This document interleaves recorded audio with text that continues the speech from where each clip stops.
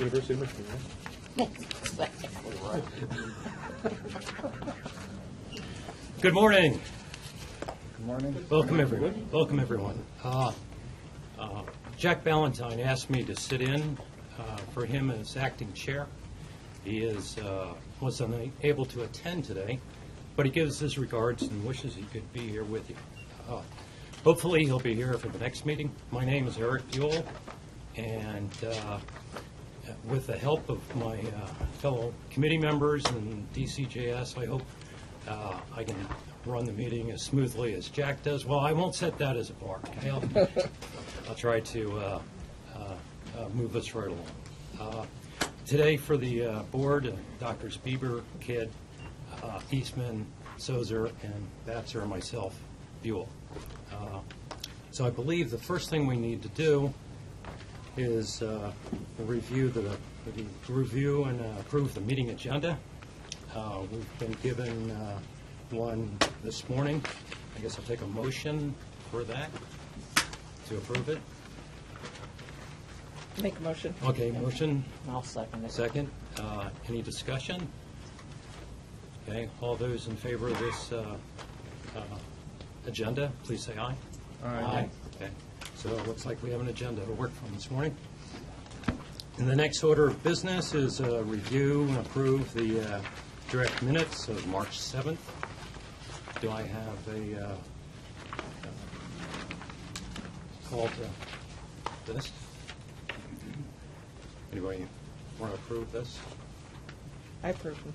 Or make a Or motion. make a motion to approve. Second. Second. Okay. Any discussion?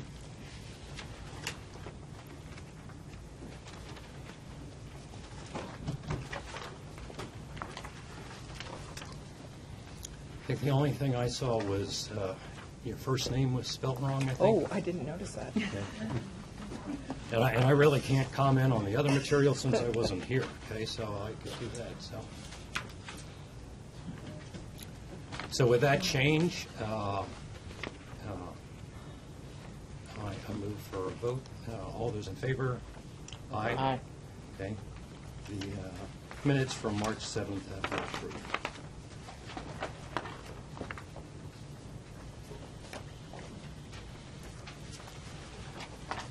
Okay, so next on our agenda is accreditation laboratory updates.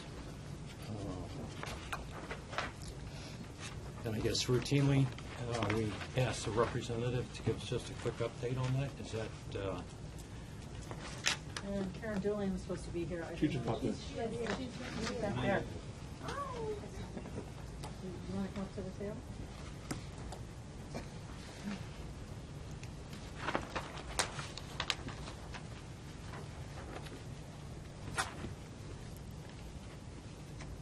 good morning. Good morning.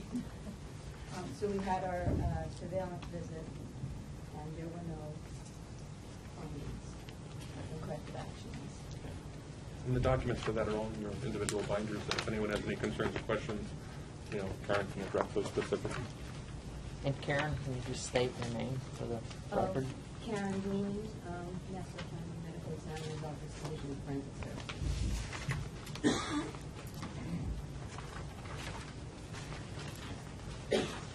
Any questions by the committee?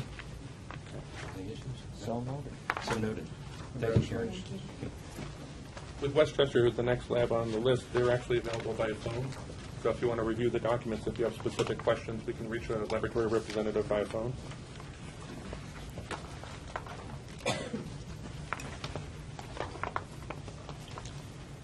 No issues. I had no issues. No, these surveillance visits are pretty routine. I didn't see anything of consequence from them either. From New York State Police, we have Ray Rickenhausen, the director, who's here. Also Tom Leach and Julie Scadetti, Russ Getty.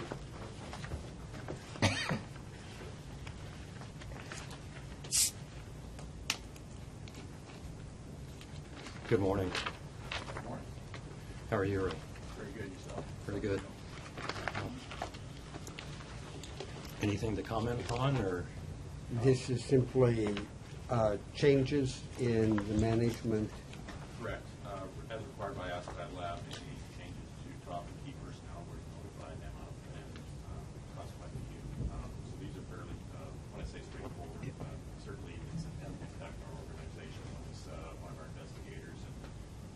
liaises with contributing agencies on cases, including the MA cases, prioritization, and so forth. We work very closely with our biosciences section. So we've, the previous senior investigator has left to another assignment. We have a new investigator, David Pelcher, who did replace him. The second notification of our quality manager, Donald Kirk, after 31 years of service, has regretfully left for retirement, and we have appointed a new acting quality manager in his stead while we're filling the position. And the new acting quality manager, David Polakowski, who has a number of years of experience in the quality management section of New York State. So just notifying you of those personnel changes. He's been in the organization for some time, I guess. Yes, we have. Thank you. Any further questions? Thank you, Ray. Thank you, Ray. Next lab on there is the New York Office of Chief Medical Examiner Forensic Biology Lab. We have Mr. Cooper's been here from that lab, and Meredith Rosenberg, the QA manager. Morning.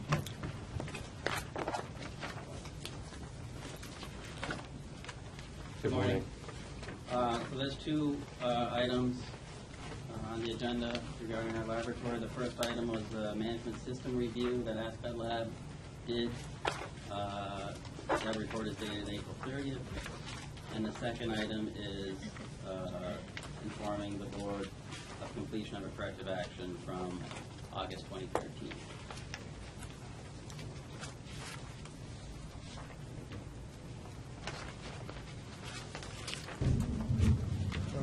Tim, Fred here.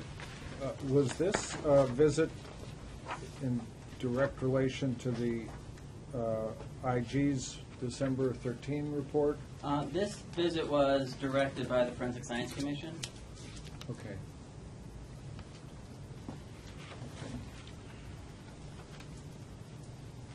And who chose the review team? Aspet Lab did. Okay. Are you open to questions, Eric? Oh, for sure, yeah.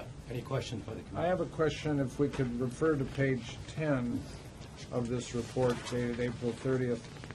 The top paragraph, Tim, that on page 10 that leads off with, in discussion with the nuclear DNA technical leader and the interview with Human Resources Executive Director, there is concern that collective bargaining requirements for retraining may lead to an individual being allowed to return to casework after successfully completing retraining over the technical leader's objection.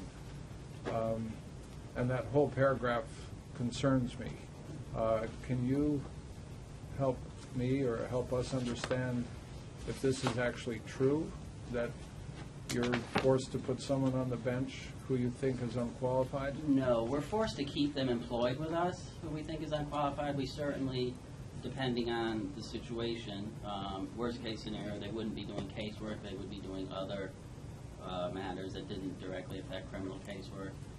But due to union rules and the employee law process, we may be forced either to keep someone or to take someone back after the collective bargaining process. Speaking frankly, do you think this is an ongoing problem that you need help with HR? And if so, what can you do about it? I don't think so. We need to, as managers, we need to be very vigilant and do our job and do the the employee evaluations routinely, not just wait once a year. We need to be on top of that situation. We need to coach our employees, mentor our employees, pay attention.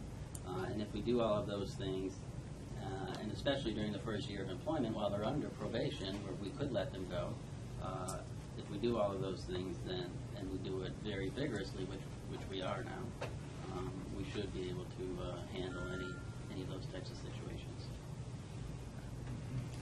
So post 1 year, Tim, are there procedures in place? Are you actively following those such that a poor employee could be let go?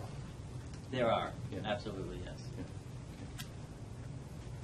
Let me stay on that note just for a minute, thinking about the debacle we've suffered in Massachusetts, where a single analyst in a Department of Health lab has, who's now serving time in state prison for her egregious acts, which she pled to in open court.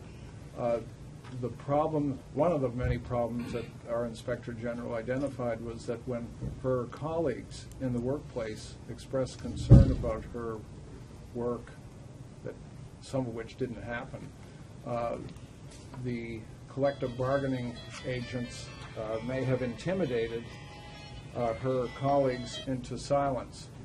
And this concerns all of us who deal with HR issues in hospitals and clinics. This shouldn't happen. And do you have systems in place where if colleagues come to you or to a supervisor, that you don't just ignore them? Absolutely. We've, as you know, I'm introducing Lean Six Sigma process improvements into our laboratory. And part of the process is to work together as a team of people to carry batches of cases through the laboratory. So there's no one person that's isolated just working alone in a lab. A team is always working. So there's full visibility. We have whiteboards where we track the cases. Everybody knows what's going on in the laboratory. So any issues like that would be immediately, the supervisor in charge of that team would immediately know what's going on. They would address it immediately. If they come to me, either the supervisor or a colleague employee comes to me, I immediately take action. Our administration is very proactive in that sort of situation. We have an employee law unit within the Department of Health, or under the Department of Health, that we work with regularly. So we turn it over to the lawyers, and the due process procedure that the union contract shows. We can immediately suspend somebody if it is egregious. If we lose the case through employee law, we may have to pay them back pay, but regardless, they're out of the building and they're on suspension. So we do have a number of ways to deal with those situations. Tim, perhaps you've addressed this at a separate meeting that I was not a part of, but this report discusses pods Yes. versus what I think were described as silos before. Could you just lead us through just a little I'd be happy discussion to. on that? This is the Lean Six Sigma process improvements that we've been putting in place and continue to put in place since I arrived there. The old system was three large specialty teams. Consisted of a homicide and sex crimes team, a property crimes team, and a hybrid team that did both. And they also did the low copy testing.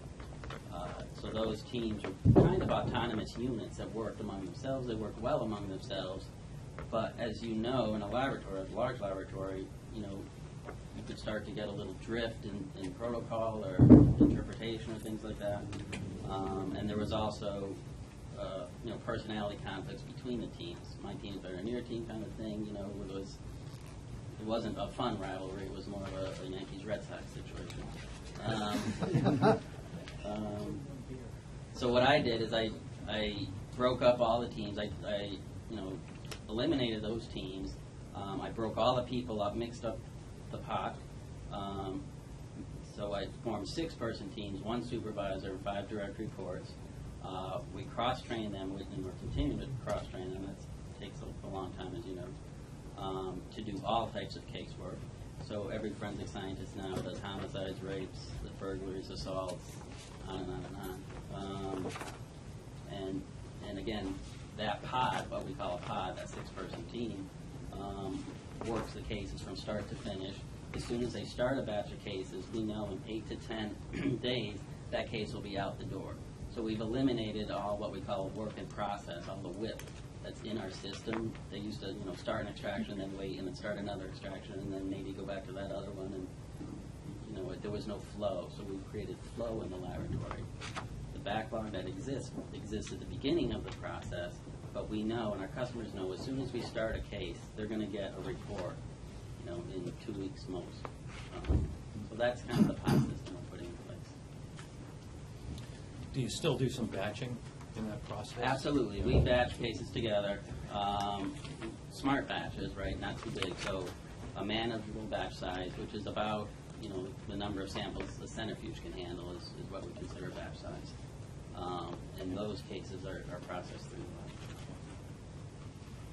Now, do you have, before you were talking about silos, with little crosstalk, do you have a way of fostering crosstalk between pods? Yes, we do. The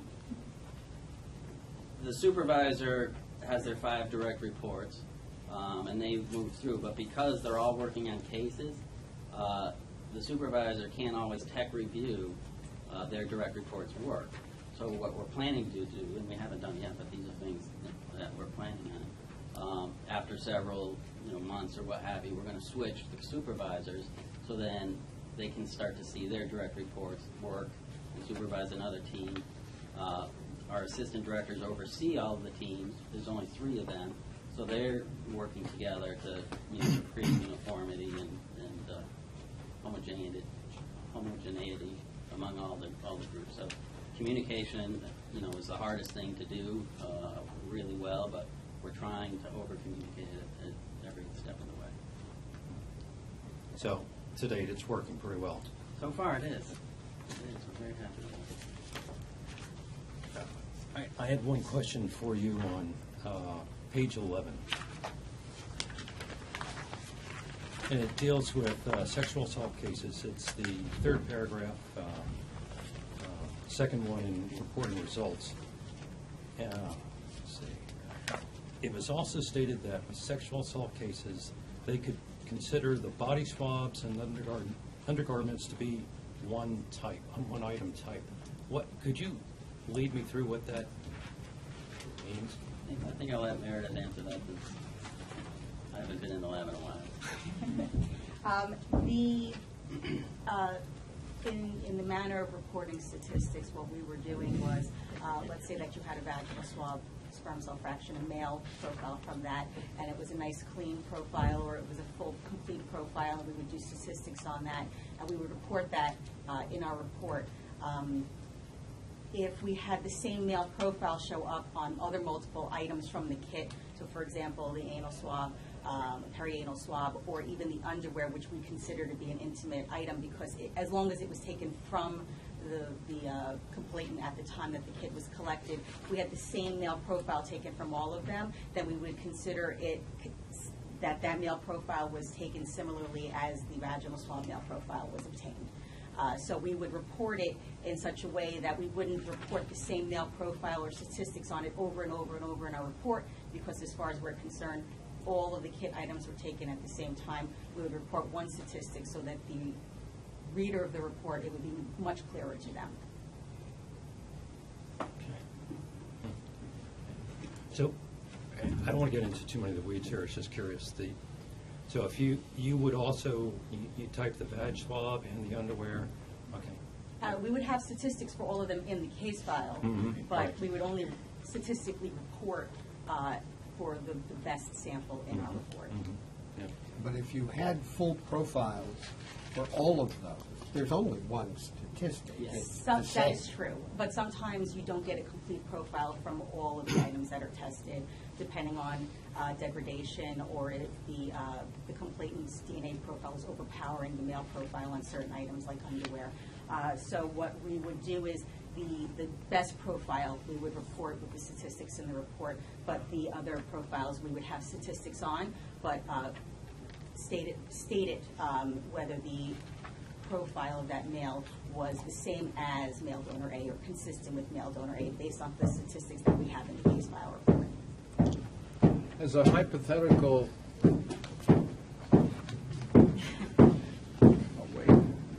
They're renovating the 38th as floor. I'll speak more loudly.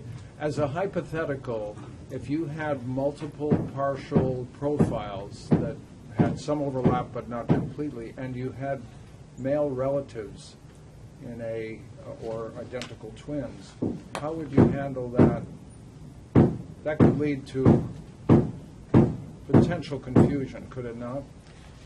We would not know unless they specifically stated in the police report that somebody had an identical twin. That really wouldn't make a difference in us deeming a profile male donor A. What about brothers or Brothers cousins or would- father-son? If Unless the profiles that were partial or full completely were exactly the same at all the overlapping locations, we would give them different names: male donor A, male donor B, male donor C.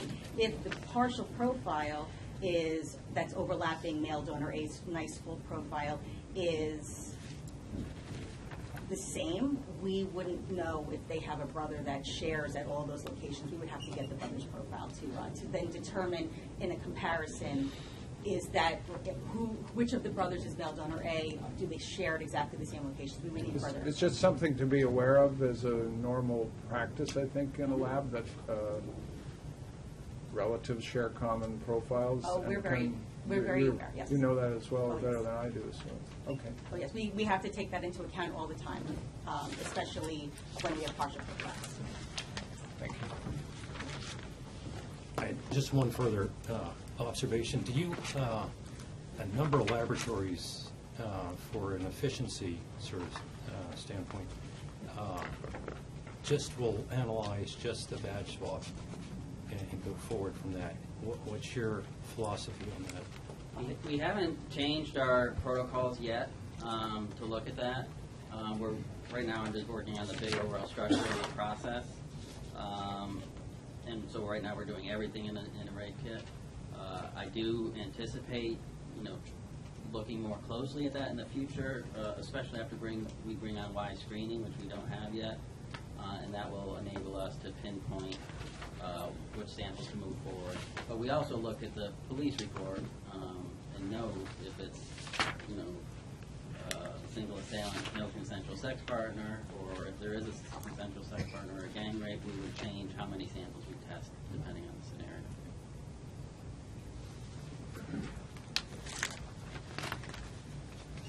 Can I ask another, just in the same area, about the statistics?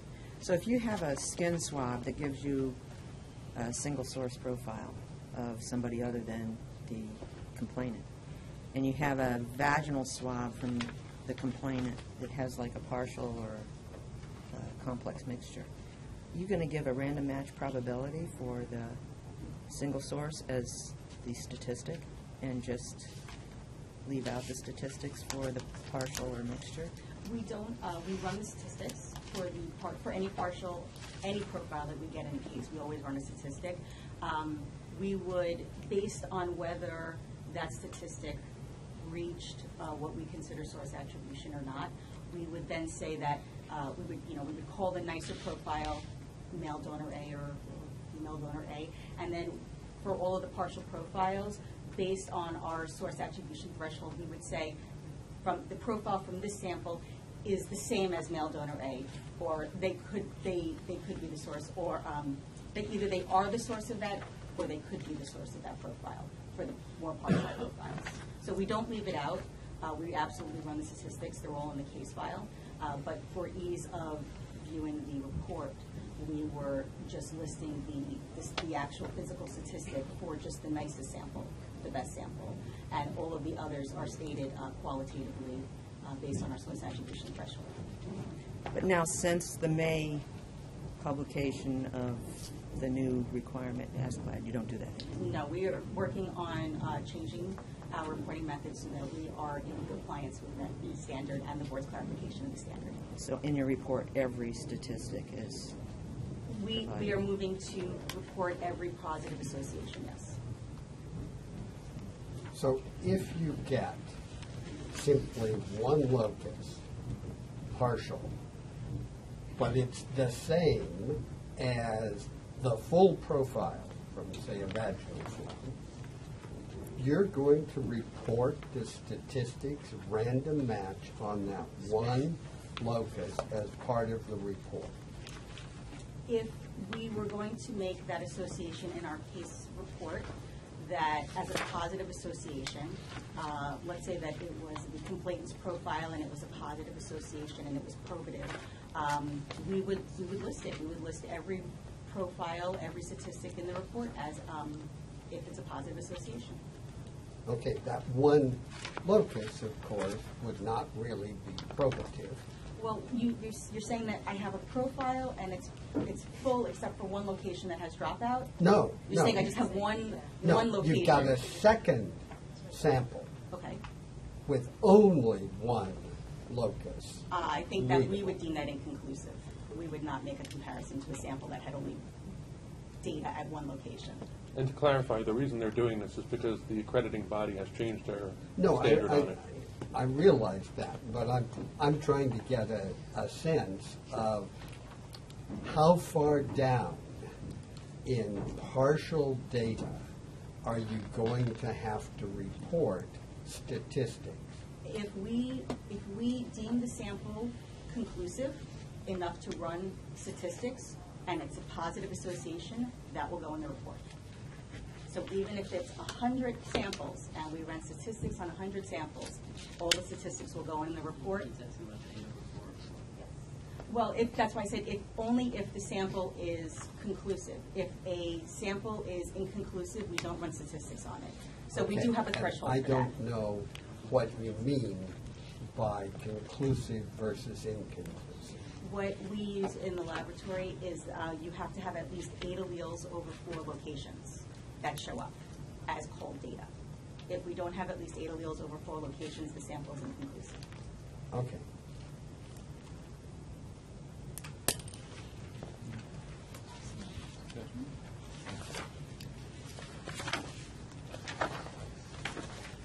So Eric, can I just ask a question yeah, on sure. this? So there's going to be a corrective action coming out on this. It's not, I didn't see anything with the recommendations. Right, we have 180 days to apply. Right, We're okay. working on it, yes. Okay. You'll see that probably next. Can I just make one, I just want to bring this up. When we get things as a committee, if we could have page numbers and dates on them, that would be really helpful for us. I just noticed this one recommendation. It just, when we have a lot of information, it just makes it easier to associate when it was done, when the document was created and the number of pages.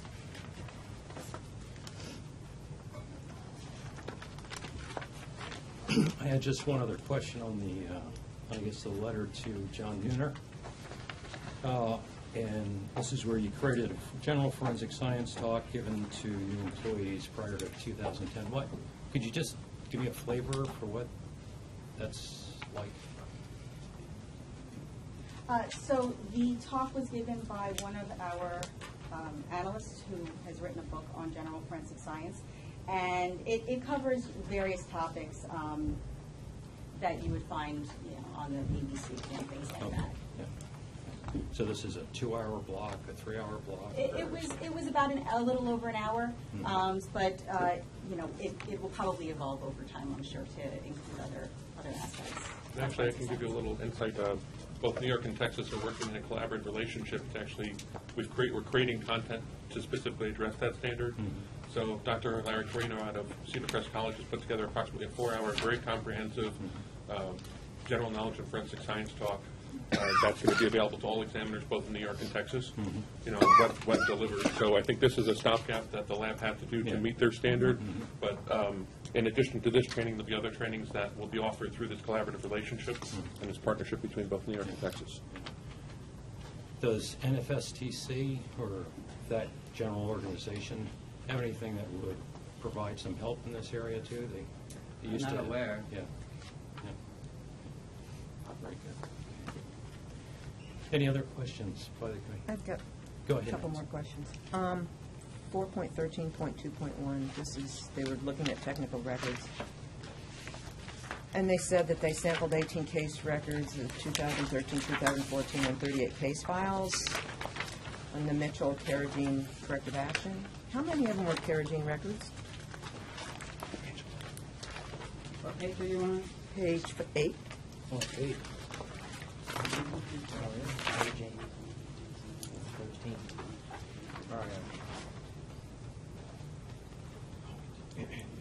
I think there were only 2 Carrageen case files, and I don't know if they looked at both of them.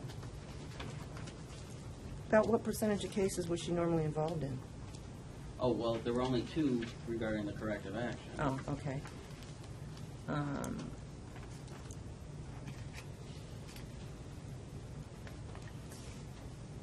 Did they randomly look at other ones that she was involved in? We made available all of the Mitchell case files for them, and they had a list of, any case they could request. What we- about Carriageen?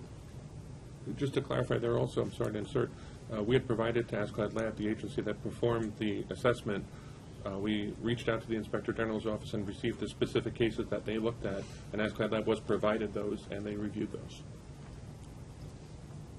But did they look at any others?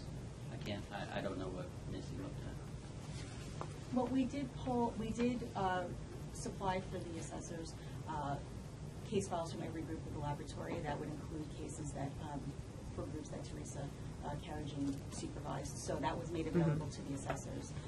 But Ms. Mitchell was not in a group that Teresa Carriageen directly supervised. So there might not have been much cross names in the files like that.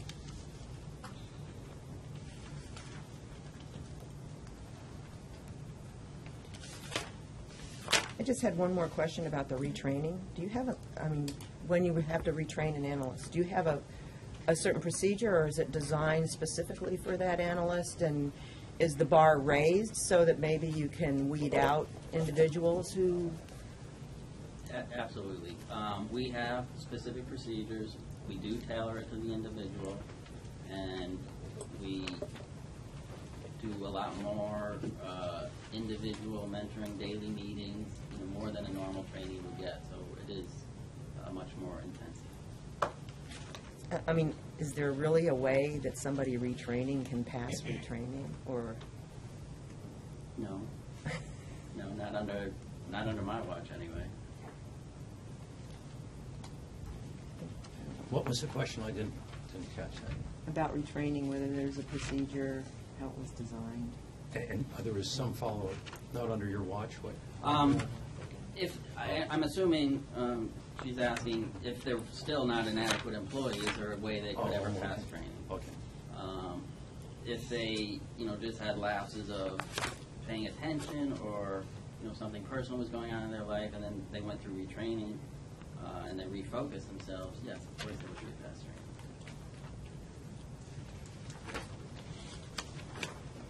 training. Does the committee have any other questions? Well, thank you. Yeah.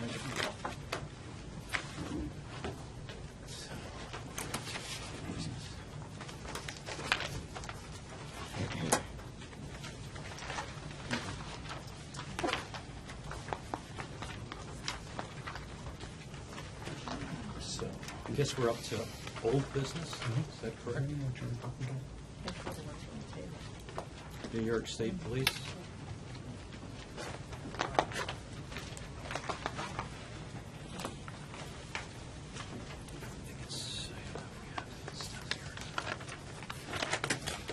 If I could introduce Julie Pizzicchetti, who is the Associate Director of Bioscience.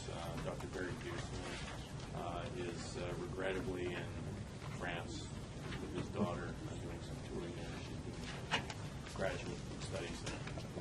So Julie will be just discussing the disposition of the CODIS profiles.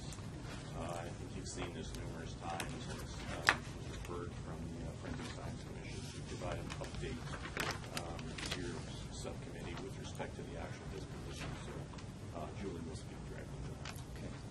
Yeah, with regards to the update, the 9 DNA profiles found to have destroyed case files have been removed from both the National DNA Index System and the State DNA Index System Testis. They're currently housed at ELDIS in a special category entitled Destroyed Records, and this category is not searched. And the corresponding submitting agencies that had these cases were notified with a letter that the DNA profiles in the cases had been removed from ENDIS and ESDIS, and that these profiles were no longer included in regular CODIS searches. And if there appeared to be a true match associated with one of these profiles, the agency was told that there was a possible link, but that it was based solely on the DNA data that had been obtained in CODIS, because there was no corresponding case file information that was available. We also implemented an Excel spreadsheet just to maintain information on these 9 profiles that had destroyed case records, and that information includes things like the submitting agency, the laboratory case number, the offense type, the match date, and the match disposition. And we also wanted to note that the last match to one of these destroyed, a profile that had a destroyed record occurred last November 18th of 2013. We've since asked the New York State Record Center to stop destroying laboratory case records, so all laboratory case records will be retained indefinitely. And we've also initiated a scanning project to create an electronic duplicate of our case files.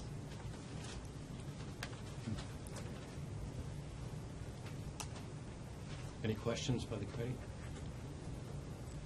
So, prior to the electronic scanning, boxes of files went over and were periodically destroyed after a period of time? Is that what The happened? policy prior to us stopping the destruction was that if it was a case file that was over 15 years old, it was scheduled to be destroyed. So we have since stopped that. We're retaining all case files indefinitely. That was non-homicides. Homicide records were retained permanently within the laboratory. These were non-homicide records that have been moved to the record center, but they are also now being retained indefinitely. And the scanning process is something that you're doing internally, or is this New We York State? contracted with a company called Image Data, so we had grant money to launch a pilot project, so we're working with them, giving them batches of cases, which include some of our older, more challenging case files that have a lot of like old-fashioned vault cards and pieces of paper, and also our newer case files that are much more organized. And we're now doing a quality review of the scanned images to make sure it's an accurate replication of all the documentation that's in the case file. We in no way at this point intend to destroy the original paper copies, but this is a pilot project to make sure we can get an accurate electronic replication to maintain more permanent storage of these case files. Yeah. And that storage would be on site for you guys? The electronic? The electronic, Yeah, yeah. it's a software program where we can access the files that are stored, the electronic files, yes. Mm-hmm. And not to pursue this too far, but have you given thought about off-site backup or something like that? That would be one aspect of why you'd want to go electronic, because Right. it would be multiple copies would be Exactly. kept safe in various Right. locations Yeah. to ensure that there would be, if there was an inadvertent destruction, Right. you Yeah. got more than one copy. Yeah. Yeah. And that's the attraction to having Yeah. electronic, Yeah. besides the search capability. Right. with the Yeah. program.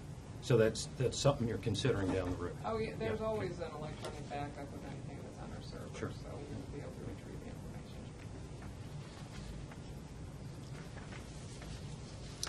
Okay. Any other questions from the committee? Thank you very much. Before you go anywhere, you're in the new business also. I think you switched out Julie and Tom, though. Thank you, Brian.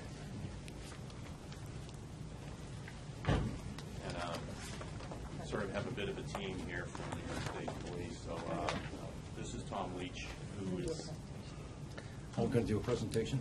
right. Yeah, but I Oh, gotta yeah. get them out of the way before I blind them. I just gotta reach in here. Excuse me? Tom is going to give an update on our internal validation of Global Filer. Given that there are some new aspects of Global Filer, include a direct punch amplification, so we're getting the opportunity to skip the extraction step and really streamline the process. But with that, there's some new instrumentation. Right, could you speak up just a little bit? Yeah. Okay, I'm sorry. So this is Tom Leach, and he oversees the data bank operations of the New York State Police Crime Lab. So he's going to give us an introduction into our internal validation of Global Filer. The reason we're coming to the DNA Subcommittee is there's some unique aspects of the Global Filer kit which involve direct amplification, so it allows us to skip over the steps of purification, really streamline the process. But with that, there's some new instrumentation with the punch instrument, and he's just going to introduce it to you, give you a feel for what we're doing, and our goal really is to give you a heads up that our validation will be coming for the full review for you for approval for the next DNA Subcommittee meeting. So if I can hand it over to Tom, he can give you some specifics and answer any questions for you. I'd first like to thank the DNA Subcommittee for allowing me to come down and have this opportunity to provide an update. I certainly try and keep it brief. But we have some exciting validations going on up in the DNA data bank, and we felt it was important to come down here and provide that information. In particular, as the director mentioned, we are working on the Global Filer Express Kit from Life Technologies. And the Global Filer kit is actually what we term a megaplex kit. It's not new technology, it's SDR technology, but they've added a number of new loci to the kit. And the number of loci is in excess of 20 SDR loci. So we're calling them megaplex kit, and Global Filer is not the only kit out there, and I'll talk about that in a minute. One of the main reasons why we're invested in moving forward with Global Filer is because, for those that don't know, the FBI came out in 2010, came out with a timeline. They formed a CODIS Core working group in which they wanted to begin evaluating, expanding the number of core loci that we currently have from 13 to something greater than that. So, in doing so, they actually provided a timeline that spanned from 2000, approximately 2011 through 2016 at this point. And just to give you an overview of that timeline, the first thing they wanted to do is first evaluate different SDR loci, determine what would be the best candidates to move forward with. Then they created a ranked list of those loci, and from that list, they provided the kit manufacturers that are out there, they took that and developed new, what we call megaplex kits, but new, and the one that we're looking at is Global Filer. As the director mentioned, it's also a direct amp kit, meaning that it's a very simple process in which a 1.2 millimeter punch is punched into a single tube right into the PCR reaction. And it eliminates all the kind of front-end DNA extraction, clot normalization that goes along if you were doing it under our normal process. So, and why is that? In this process, what the intent is of the FBI is they based on the timeline, by the end of 2014, if they stick with that, they want to formally decide on what STR loci they are going to move forward with for the expansion. And once they make that formal decision, they are going to require, they say, minimum of 2 years. So from that decision, 2 years from that, they're going to require that forensic laboratories move to these new kits and mandate that the laboratories use these kits for processing both forensic and convicted offender samples. So we want to really be on the forefront of this technology. We really want to tackle this ahead, and that's basically what we've been doing over the last, I would say, 8 months. We actually looked at both kits. We looked at the two kits that were out there at the time we were evaluating was Promega Fusion from Promega Corporation, and we're looking at Life Technologies Global Filer. And just to keep it short, we did the evaluation, and we just felt in our hands that Global Filer, for the data that we were able to generate in the time period that we have, we felt that it was in our hands a better kit, a better fit for the type of samples that we have coming into the DNA database. I will stress, though, that there are other, any laboratory that is going to be investigating these new kits, that they do look at both kits because they do have some differences, and one kit may be a better advantage for a different lab. In particular, the Fusion kit has a the Global Filer kit has 6-dye chemistry, and if you do go to Global Filer, you have to think about upgrading instrumentation, possibly purchasing new instrumentation, or PowerPlex Fusion. With that technology, it's a 5-dye chemistry, and you can actually use the instrumentation that you have in place. So, but again, like I said, we felt very confident moving forward at this time with Global Filer. So with that said, we really feel that this new kit, this upgraded kit, will have some significant benefits in the DNA database, and for reducing sample turnaround time, reducing reagent and sample costs, and minimizing sample handling. And for us, and I know for Divisional Criminal Justice Services, turnaround time is very important. Obviously, we want to get the samples in as quickly as possible so that they can be searched. And just to give you an idea, with the direct amp chemistry, as I said, you're just taking that punch, putting it directly into the PCR amplification reaction, and that particular process would only take about 3 hours to, right now, it takes us about 9 to 10 hours for one full plate of samples, which is about 86 samples. So it should have some significant benefits for the lab and for increasing throughput and reducing turnaround times. The other thing we're going to make sure to balance, and this is for the DCGS folks, is that we certainly want to make sure that our collection rates are as good, as close to as good as what they are now. Our collection rate is very low. Recollection rate is very low. I believe it's less than 0.2%. So that's what we will strive for as part of these validations, to ensure that we put in measures to make sure that we don't force that collection rate to increase, the recollection rate to increase. And one of the other important aspects of this is that New York State has a statewide initiative at this point to move towards Windows 7 on all computer workstations. And our current system had some incompatibilities with Windows 7, but the new system that we want to put in place with Global Filer will take care of that and will be Windows 7 compatible across the board. As the director had mentioned, along with the Global Filer validation, we're bringing on some other new technology, I would say new to us, in particular the BSD puncher, 600 puncher, which is what we're going to use to punch our samples.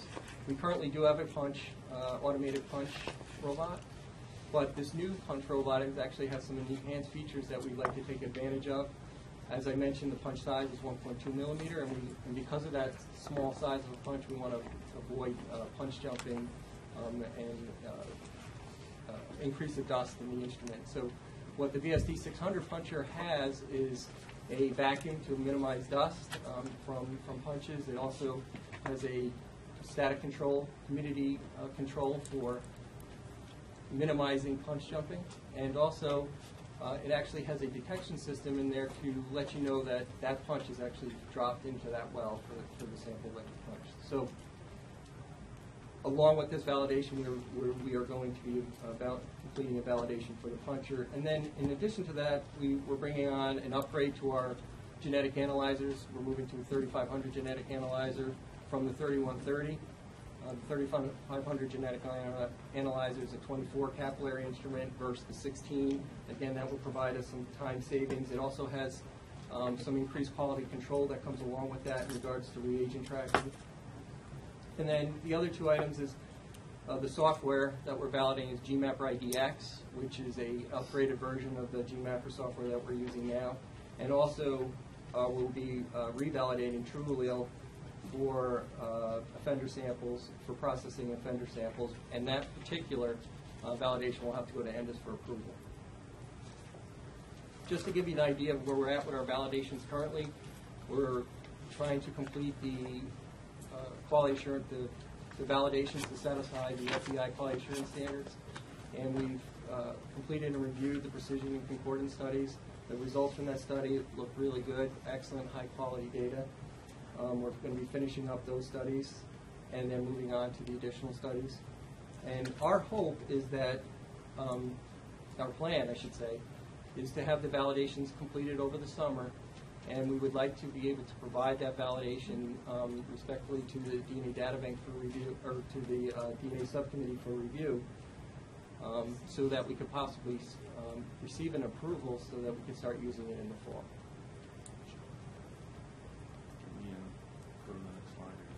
I gave him the, you got the advance. Oh, right. See if that works for you.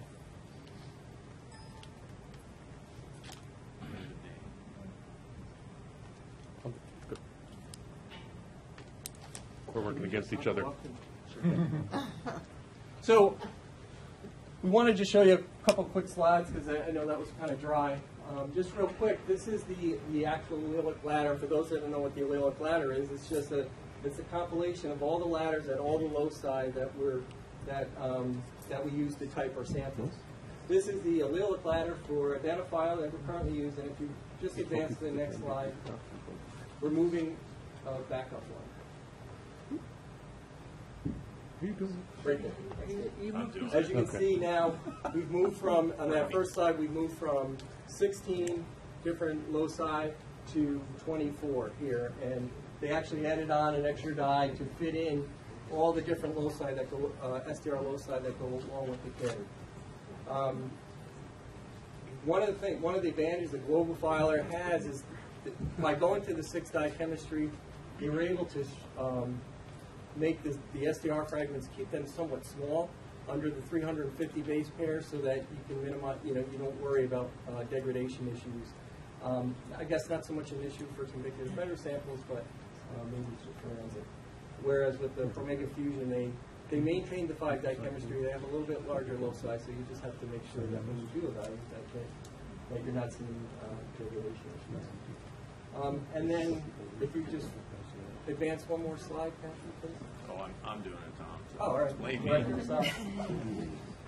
This is just a positive control, so this is what a DNA profile would look like currently what we're doing with identifier. And then this is, again, for 16 loci, and if you advance, I couldn't fit it all on one screen. With the 24 loci, it would be really small.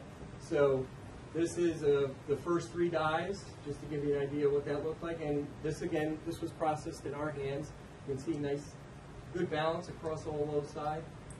Very good data, good clean baseline. And if you just click, and click again.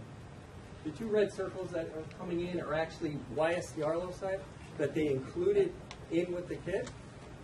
And the reason they did that is we often do see no mutation, not often, but on occasion we do see no mutations on the Y. So currently in our hands, we would, if there is a no mutation, we would see the X allele. We wouldn't really know it's a male. With the addition to the YSDR, loci, this is a YSDR site, and this is actually a Y indel, so they call it a Y indel site for insertion and deletion. But if there is a null Y mutation and those alleles are obviously there, then you know you have that null situation going on, and you know it's a null profile. I just thought that was interesting to show. And then if you just want to finish it off, this is just a reminder of that profile. And down here is the internal lane standard that's used to size DNA fragments. And actually it is a new size standard that we're working with, and it actually provides more precise data as well. So that's the data that we wanted to show you. So I guess just in closing, I want to thank again the members of the DNA Subcommittee. Hopefully you did receive a package ahead of time from us, and that included some preliminary information regarding our validation proposal, as well as some background information on Global Filer Express. That information was there just for background, and part of that was a peer-reviewed journal of another internal validation that was done by University of Texas. And also in there is the timeline from the FBI. So with that, I just want to thank you again, and we appreciate your time. Yeah, thanks for your presentation.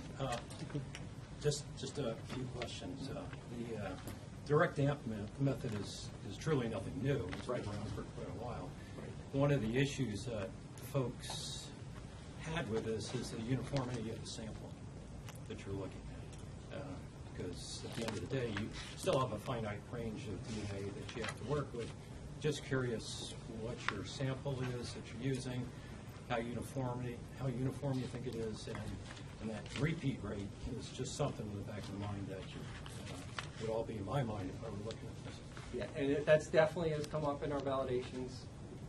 The way our collections are done in New York State, for those that don't know, is a lollipop oral swab is taken and then in the mouth on both sides under the tongue, and then it's pressed onto a card, once on one side, once on the other. And the card itself is really small now. It used to have 3, and it was like tic-tac-toe. We didn't know which one it was in when they came back.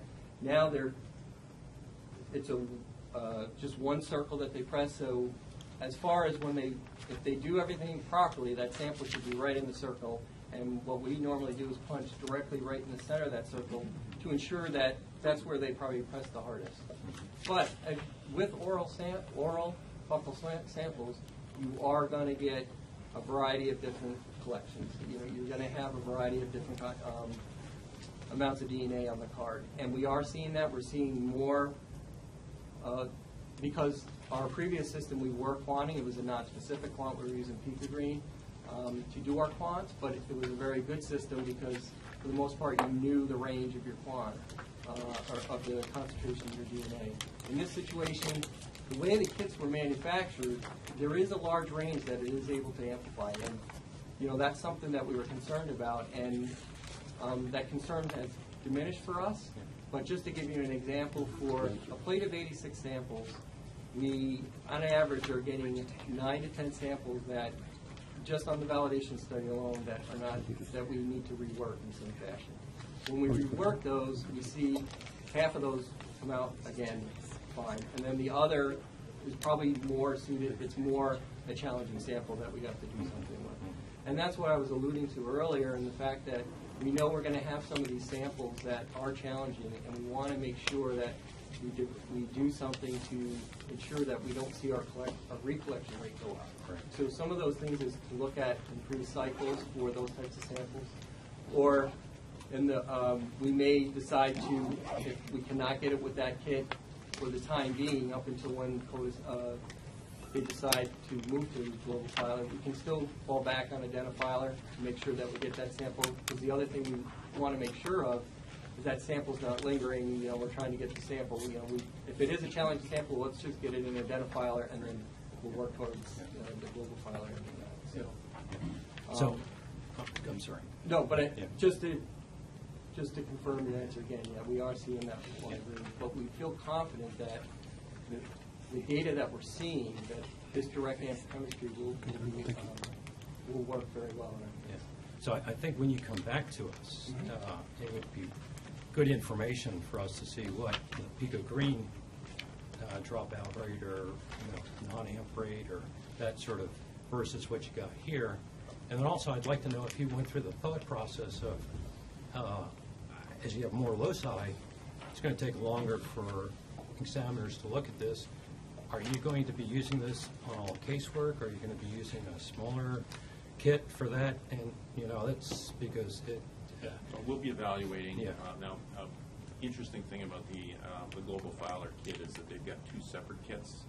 One separate chemistry, albeit it's internal, and there's probably some tweaking going on, where there's the extraction kit, so to speak, and then there's a direct amp kit. It's not the same kit. So we're going to be evaluating on the casework side that along with the Promega kit and making perhaps a different selection there. So certainly we'll be keeping our eyes open to make sure that the casework side is optimized, but data bank is going first, so to speak, with the direct punch. And it may be something where we consider even having an extracted kit, so to speak, if we can pick up and reduce that repeat rate. So we're just going to do everything we can to reduce the repeat rate, just knowing that there's going to be an impact on the collection side if we don't get that down as low as possible. Yeah, yeah. But I think I see the separate issue of applying global filer to regular casework and the additional loci that have to be analyzed and the time that's taken with that. And just wondering what sort of thought process may be going into, hey, do we want to use this for all casework? Do we stick with what we've been doing?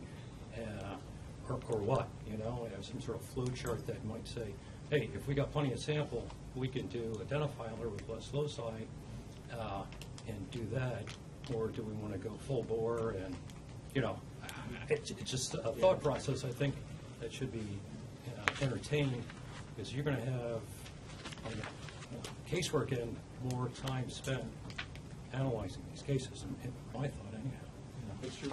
For the validation that we will be submitting for September, it will be specifically just for the data banking, not include casework and that. Correct. Thank you. Any other questions? Yes. As part of what you present in the validation, I've got some thoughts right now. How big of a reaction are you doing? The punch goes into some volume, and are you using all of that for the analysis, or do you keep some? Because you mentioned some additional cycles on a difficult case. That's something that often works very well. If you've got sample left over, you can just recycle rather than repunch. Yeah, we haven't entertained that yet. Normally what we do is we'll repunch the sample, and then we're looking at a modified cycle. So instead of doing 26 cycles, we've already looked at 29. What we found with too high a cycle, we see other issues going on that it's just too high. So we're trying to figure out what that balance would be. But what we haven't done is what you're suggesting is, if you have amplified sample already, take a portion of that sample and then go back and re-amplify it. That's just something we haven't entertained at this time. To give you an example of the reaction volume, though, for Life Technologies global filer, 15 microliter reaction. I'm sorry. 15 microliter reaction, and for Promega Fusion, it's I believe 25 microliter reaction. So we are one of the things we're also entertaining is actually reducing the reaction volumes to gain some cost effectiveness. And but obviously we're not going to sacrifice quality. It needs to be just as pristine as what we're seeing at the full reaction volume. Because I'll be honest with you, the kit chemistries are somewhat expensive. So I believe for global file it's something like $17,000 for 800 or 1,000 reactions. So, but you got to keep in mind also that you're eliminating. Currently, right now, we do DNA extraction, purification, quant, normalization. Along with that, we part of the number of different liquid handling robots. All of that would be eliminated, and you would reduce sample handling and hopefully reduce some amount of sample cost, whether it be directly related to the sample or with the operation of the data bank. Certainly, in a research setting, we've found we can go to vastly smaller volumes than recommended by the manufacturer. Still get high quality with less reagent. Yeah. We actually have a number of experienced staff, and they're always up for the challenge. And I know the validation team for this project is, they really want to take a look at that. So what we want to do first is make sure that we get the validation solidified for the 15 microliter reaction so that we can have things ready for the DNA subcommittee. And then if we have time, we will definitely look at that. I appreciate, and we'll certainly include some of your comments for when we return. Yeah, if I could ask the committee if they save questions for when they come back, perhaps, unless you have something critical to their ongoing research. I'm not as quick a chair as Jack is, and we're got plenty to do still, so we have to keep moving on. So. I'm just going to make one quick comment. I think when you're looking at this, you should also look at your sample collection, because it sounds like there's some, keep that in mind, the way you're collecting your samples, because it sounds like that's a big part of your challenge as well. It is. And I don't want to have a discussion, but just point that out. I know what you mean, and we'll definitely think about Okay. that. Thank you, gentlemen. Thank you. Thank you. Okay, so the next item of business is the ACME on forensic biology. And I believe there's a number of speakers. Is this correct? Could you help me through this? Yeah, a number of people have requested to speak to this issue, and actually, if you gentlemen mind, we'll get you up in a sec. I thought maybe it would be more expeditious to start with them, and then afterwards you can give your presentation, and then we can have discussions. So, Alan Gardner from the Legal Aid Society. I have Jessica Goldwaith and Susan Friedman from the Legal Aid Society. I think Alan is talking with the private bar. Yeah, I would actually ask that we hear the presentation first, because what they have to say may feed into what all the speakers have to say in response. So We agree with that. with all respect, please. We would join in that apple. Oh, sorry. Not to play musical chairs with you guys, but and one of the other just points of order is when it comes down, the DNA subcommittee still does have to take a vote to see and to kind of structure how that'll happen if it happens. So. So I have prepared a statement and also a PowerPoint presentation. that I failed to bring a thumb drive, but you don't have a color copy. So I'll read my statement first. 8.5 years ago, the DNA Subcommittee, your peers and colleagues in the forensic community, reviewed and approved the OCME's validation of low copy number DNA testing. In October 2005, the DNA Subcommittee unanimously concluded the OCME's proposed low copy number methodology had scientific merit, and further that the OCME had conducted all of the appropriate validations. The DNA Subcommittee unanimously voted to make a binding recommendation to the Forensic Science Commission that the OCME be permitted to apply, without restriction, low copy number testing in forensic casework. 2 months later, in December 2005, the Forensic Science Commission adopted the binding recommendation of the DNA Subcommittee and approved, without restriction, the OCME's utilization of low copy number DNA testing in forensic casework. To our knowledge, no other validations have been subjected to re-scrutiny by the DNA Subcommittee or the Commission. That a forensic laboratory is being asked to answer questions relating to a technique approved more than 8 years ago by this DNA Subcommittee is unprecedented. In our view, there is nothing about the DNA Subcommittee's original review and approval of OCME's validation of low copy number DNA testing which should be questioned or second-guessed. The science hasn't changed.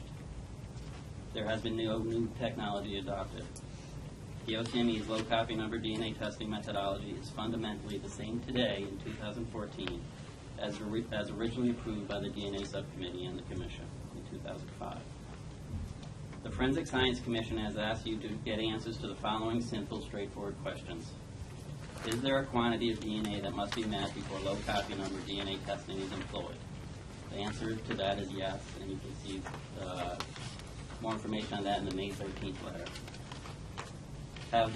The second question is, have the OCME's low copy number protocols changed since the Commission and the DNA Subcommittee's approval in 2005, and the protocols which are in effect in 2014? If yes, has there been sufficient validation to support those changes? In advance of today's meeting, we have provided you with all of the OCME manuals from 2006 to 2014 associated with the OCME's low copy number DNA testing. We have also provided you with validation summary of high sensitivity methods. I note for the record that this validation summary totals 602 pages. My technical leader, Eugene Lien, has also prepared for you a roadmap of the revisions to the protocols. None of the revisions required additional validation studies. This DNA Subcommittee has a long history of unbiased scientific review. As forensic scientists, we must always be vigilant in pursuing scientific analysis which is impartial, neutral, dispassionate, and independent. We know that you will not be influenced by rhetoric or misstatement of fact. As a fellow scientist, I ask that you not be influenced by partisan advocates whose commitments, admittedly noble, are zealously represent their clients. In contrast to the advocacy obligations of prosecutors and defense attorneys, this DNA Subcommittee must never be swayed from its mission of objective assessment of scientific issues. I have this brief presentation which outlines the history and some general facts about OCME's low copy number DNA testing, which we have performed in the last 8.5 years. Most of you probably don't know, my assistant technical leader, Dr. Craig O'Connor, will address the two questions which the subcommittee has been asked to answer by the Commission. If I may go to the presentation. So the first slide, you see a timeline. Can we have this on this thing now? I'm sorry, I failed to bring a thumb drive. I didn't know a PowerPoint was available. Well, how we, Want mine? Yeah, we can share. We can, Yeah, Barry, you want, can donate. let me bring in mine.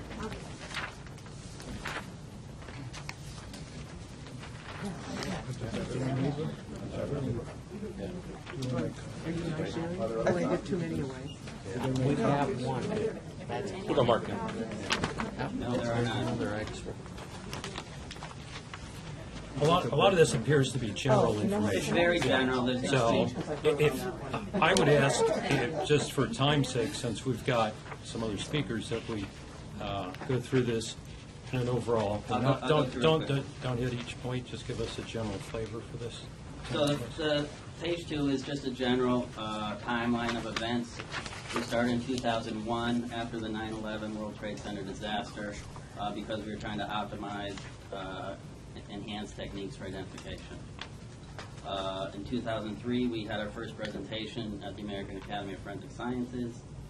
We don't, I'm sorry, but in terms of time, we don't need each of these dates. We can look at this very quickly. Very well. So as you know, in 2005, it was accepted, and we've done over 10,000 samples to date. The very first case we processed resulted in an exoneration of a suspect and a match to an original suspect from a 1968 homicide and sexual assault. And I won't go into the details there as well. The lab testing is very similar to traditional SPR DNA testing that's conducted in our lab. The only PCR parameter that has changed is from 28 cycles to 31 cycles. We also require all low copy number testing to be split into 3 replicates, so we have additional information. Comparisons and interpretation are very similar. We've done at least 13 cases to date for the post-conviction cases. These have involved over 20 samples. We've done 4 cases for the Innocence Project. 12 of those samples, 12 of the 20 or more samples, resulted in DNA extracts of less than 20 picograms that we amplified in type and helped these cases. The most recent post-conviction testing led to the exoneration of Anthony Yarborough and the identification of a true perpetrator. And that was from 20-year-old post-mortem fingernail scrapings. He was wrongly convicted, and he just got out of jail in Brooklyn this last couple of months. As you probably know, low copy number testing is not new. It's currently being conducted in at least 11 European countries, and I'm not sure about Asian or South American countries. We have received requests to perform, and we have performed low copy number testing from outside jurisdictions, over 65 outside jurisdictions, New York State counties, the FBI, the Capitol Defender's Office in Mississippi, and so on and so forth. We've testified over 150 times, and essentially that's it. I leave you with the 2 questions before the subcommittee. Any quick questions from the committee for OCME?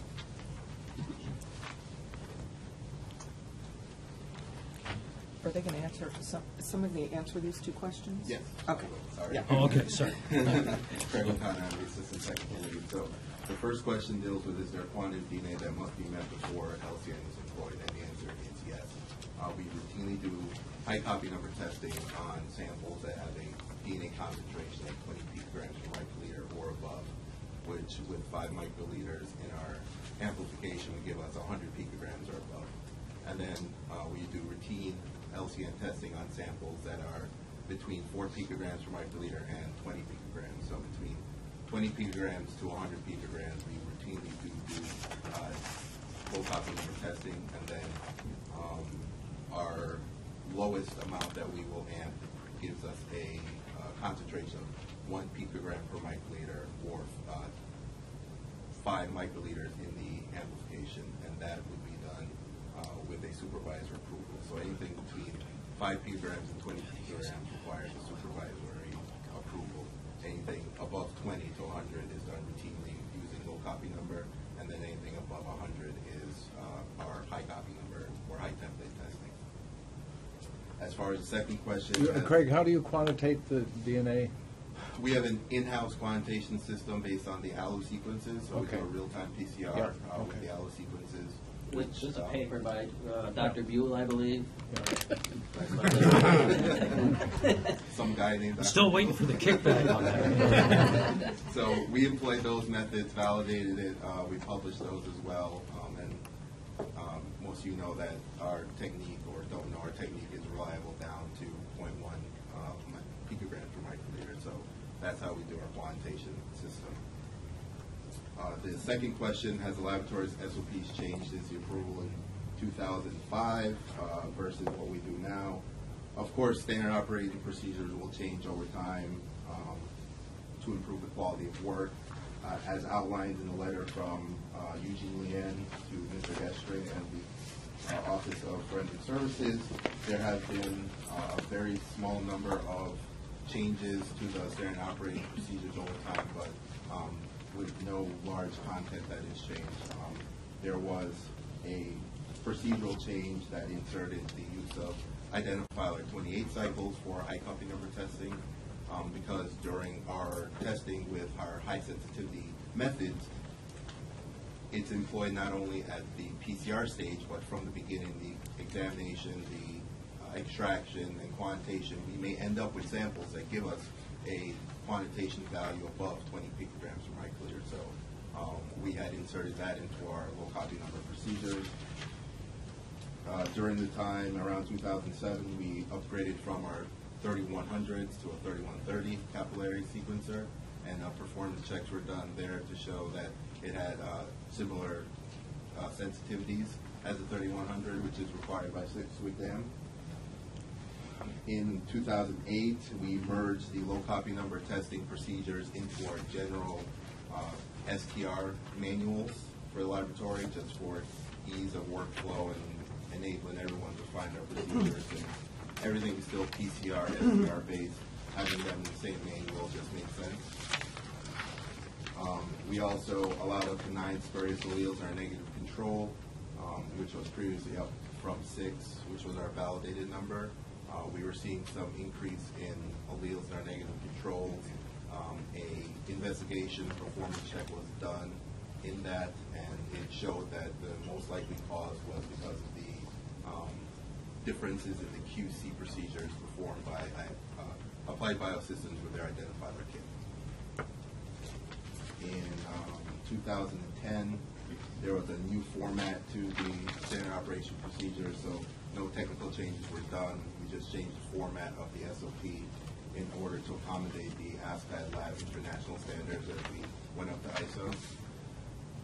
And then in 2011, there was one sentence that was inserted into our interpretation section which deals with the profile and assumed contributor can be used to determine the most likely major contributor to a sample, which is similar to what was in our high copy number testing procedures.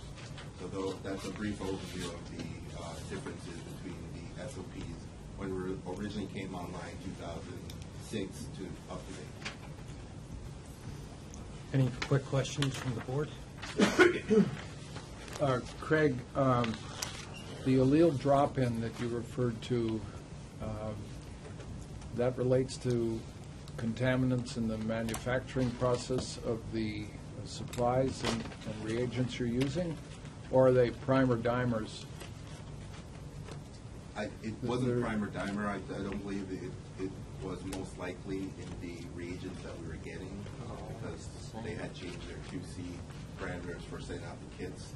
Like I said, we did a full investigation. We looked at the plasticware that we're using in the laboratory. We looked at the hoods that we did, our testing on the instruments, our UV stratolinkers that we use to decontaminate the plasticware. We looked into it, and after all that, it pointed more towards the identifier kit, and that we had spoken with Applied Biosystems, and they did inform us that their QC parameters had changed. And we saw this. I wasn't at the OCME then. I was at Sorensen, and we saw this all over the country. Yeah. You probably remember. It's the same issue. Yeah. Okay. Yeah. Okay. Any other questions? Thank you. Okay. So, Brian, you have a list of folks? Yes, there's 4 individuals that have requested to address the DNA subcommittee. Mr. Alan Gardner. Can we just, looking at the time, and we cut OCME short a bit, I'm going to recommend that we have 3 to 5 minutes per presentation, if that would work for folks. Would that be okay with the board? Because we need some time for everybody to speak and then discuss this before our ending time at 11:30. Right, there's actually other issues on the agenda as well. Right, okay, yeah, so So, Brian, could you help me through this? And, Sure, sure. keep an eye Essentially, on what it? happened is the subcommittee just needs to vote, and again, I can list the individual names, or you can just know for now, 4 people have requested to address the subcommittee. So at this point, you just need to vote if you would like to be addressed by them. So essentially, to give them permission to address you. So you need to make a motion to say that the DNA subcommittee approves these individuals, and again, for that purpose, I guess I'll give you the names. So the names will be Alan Gardner, would be Rita Glavin, and I mispronounced her. Glavin? Glavin, I'm sorry. I'm trying. Jessica Goldthwait, and Barry Schack. So those would be the 4 individuals that request to speak, and based on what you say, you just make a motion to allow them to speak for a period of time to address what needs to be done, and, go from there. So moved. Yeah. Second. All approved? Aye? Aye. Okay. Okay. I'm going to let you be the timekeeper. Just for the record, I don't think that, under the rules, Brian, that either myself or actually Mr. Schechter or any other commissioner, right? I think the bylaws that you have there are for the public, right? We're not members of the public, we're members of the commission. So I think I had a right to speak, and in a number of your other meetings, I've come and spoken. So I just don't want that vote to indicate that I am in any way exceeding that was a proper procedure. I think I had a right to talk no matter what.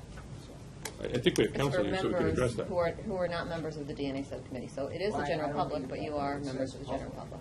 And we're not members of the public, we're members of the commission to whom we report, to whom we send back recommendations. But moving on, because we're short of But it's time, a if separate Mr. body. Gardner, you want to I'm speak? just making that for the record. I don't want that to go. Right now, we really are short of time, and we're trying to help. May I make a suggestion that Ms. Goldthwait and Ms. Glavin go first because they were involved in very detailed hearings that dealt with validation studies of LCN. And I can follow up either before or after that. That's fine. I think we just need to move it along. Yeah. So however you guys want to decide to who goes, that's fine. But we do need to be expeditious in actually getting to this. So, The Legal Aid Society would be happy. sure.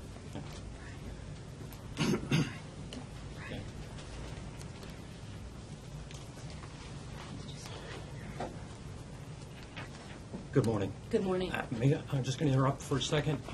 I'm battling sciatica, so if I stand up, it's nothing personal or anything. It's just if I don't stand up, I get grouchy, and I don't want that to happen either. Okay, so please. Thank you. And Brian, you're going to be Timekeeper, sure. timekeeper. Thank you. And we're just going to keep it at max 5 minutes now.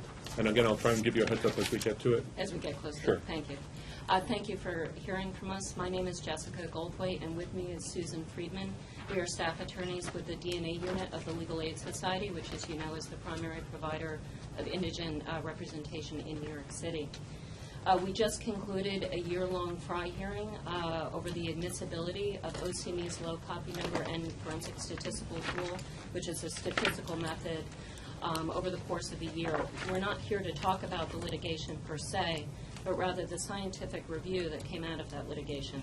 I think everyone here in this subcommittee has worked with 2 of the witnesses from that hearing, Dr. Bruce Fedoli and Dr. Ranajit Chakraborty, who of course was a former member of this very subcommittee. And as you may know, Dr. Chakraborty has testified under oath that he would no longer vote to approve low copy number, OCME's low copy number methodology as a valid technique. And I ask that the subcommittee consider that. The scientific message from the review of, we had 7 scientists look at OCME's low copy number and FST validation studies, either one or the other or both, and the message was clear, that OCME's low copy number methodology does not lead to reliable results when applied to real-world crime scene samples. And when I say that, I mean mixtures, complex mixtures, mixtures derived from touch samples, and very low amounts of DNA, for example, under 20 picograms, and I think this will be a theme that the subcommittee will hear from the other speakers as well. I would like to respond directly to the point OCME raised in its letter about the contaminant alleles and the negative controls. We did include that in our letter, and I think it's important to note that the number of contaminant alleles allowed in the negative controls has increased. So this is an example of a relaxing of a standard. Yet OCME claims that additional validation is not required when the standard is being relaxed. This is not a circumstance where they're making it more conservative. They're going to less contaminant alleles. So I would, the Legal Aid Society would request that the subcommittee take a vote and require OCME to provide documentation that the increase in contaminant alleles seen in the negative controls does not affect the reliability of the interpretation of these samples. I think that this request for documentation is even more pressing given documentation that we've provided members of the subcommittee, and I hope everyone got it. But I do have 8 copies here, and I can pass them down. Could you pass them down? Sure. Thank you very much. What this is this is from the OCME's FST validation. It is all touch studies, so real-life type samples. Some of them were typed with low copy number, some of them were typed with high copy number technology. But what they show is an enormous amount of contaminant alleles. You have the exhibit, and I encourage you to look at it, but I will point out one example. There was a pen that was cleaned under OCME protocols and then touched by 3 known contributors, and then was typed under OCME's low copy number methodology. After that pen was typed with OCME's low copy number methodology, it produced 37 alleles from an unknown source. And when it was run later through the forensic statistical tool, it produced 9 false positives.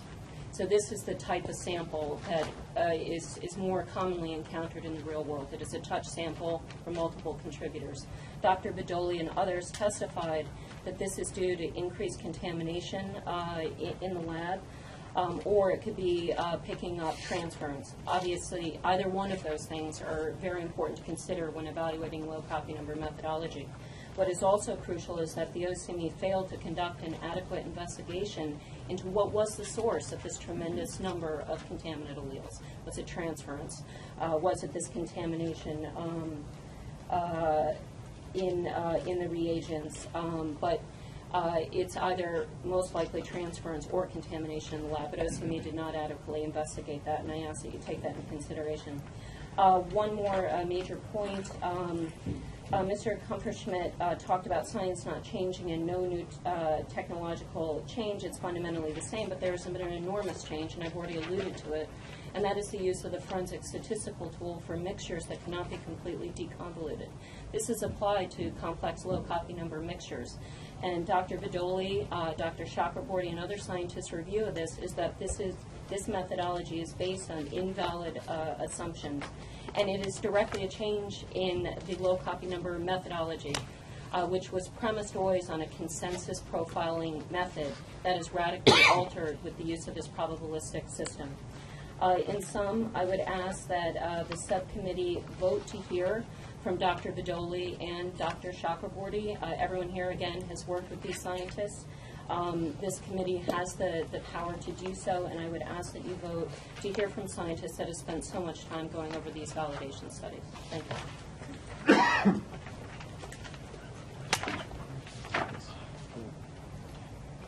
Ms. Gleason?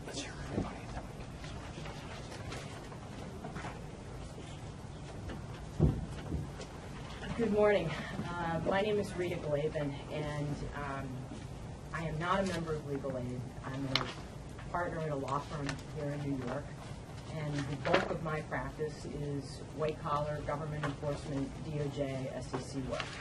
So you just get a sense about where I'm coming from today, because I think what Mr. Kumperschmidt said was very, very important about you being independent and, putting aside rhetoric and zealous advocacy, because I'm all in favor of that. My background is for 12 years before I went into private practice. I was a federal prosecutor with the U.S. Department of Justice. I spent 7 years at the U.S. Attorney's Office here in Manhattan. The U.S. Attorney that hired me, I'm very proud of, is Jim Comey, who is now director of the FBI and is a dear friend. And I also spent 5 years at the Maine Justice Department in Washington, D.C. I worked under both Attorney General Michael Mukasey and Attorney General Eric Holder, and I was there in 2008 and 2009 during the transition to the new administration. And I was there in February of 2009 when, as you probably know, the National Academy of Forensic Science issued their report about what to do about labs and tightening up controls in forensic science. So I was there when DOJ was putting together how we're going to respond to this, how we're going to have some type of oversight and sort of national standards. I went into private practice in 2010 at a big law firm, and I will admit that I came into private practice with still my prosecutor names on, because I had worked with labs all around the country. I worked with the FBI's lab, DEA, Secret Service, NYPD, and my second to last trial, I called somebody from OCME as a DNA witness, and they did an excellent job. So I have tremendous respect for the laboratories, for the people that work there, and the work that they do. I agreed, or the judges in the Southern District of New York appointed me to be on what is called the Criminal Justice Act panel. So I take on pro bono, I'm assigned, court appointed, about 10 cases a year. And my firm, very fortunate, lets me do it pro bono. If you had asked me a year ago if I'd be sitting here talking to this group of people about a DNA issue, I would think you were out of your mind.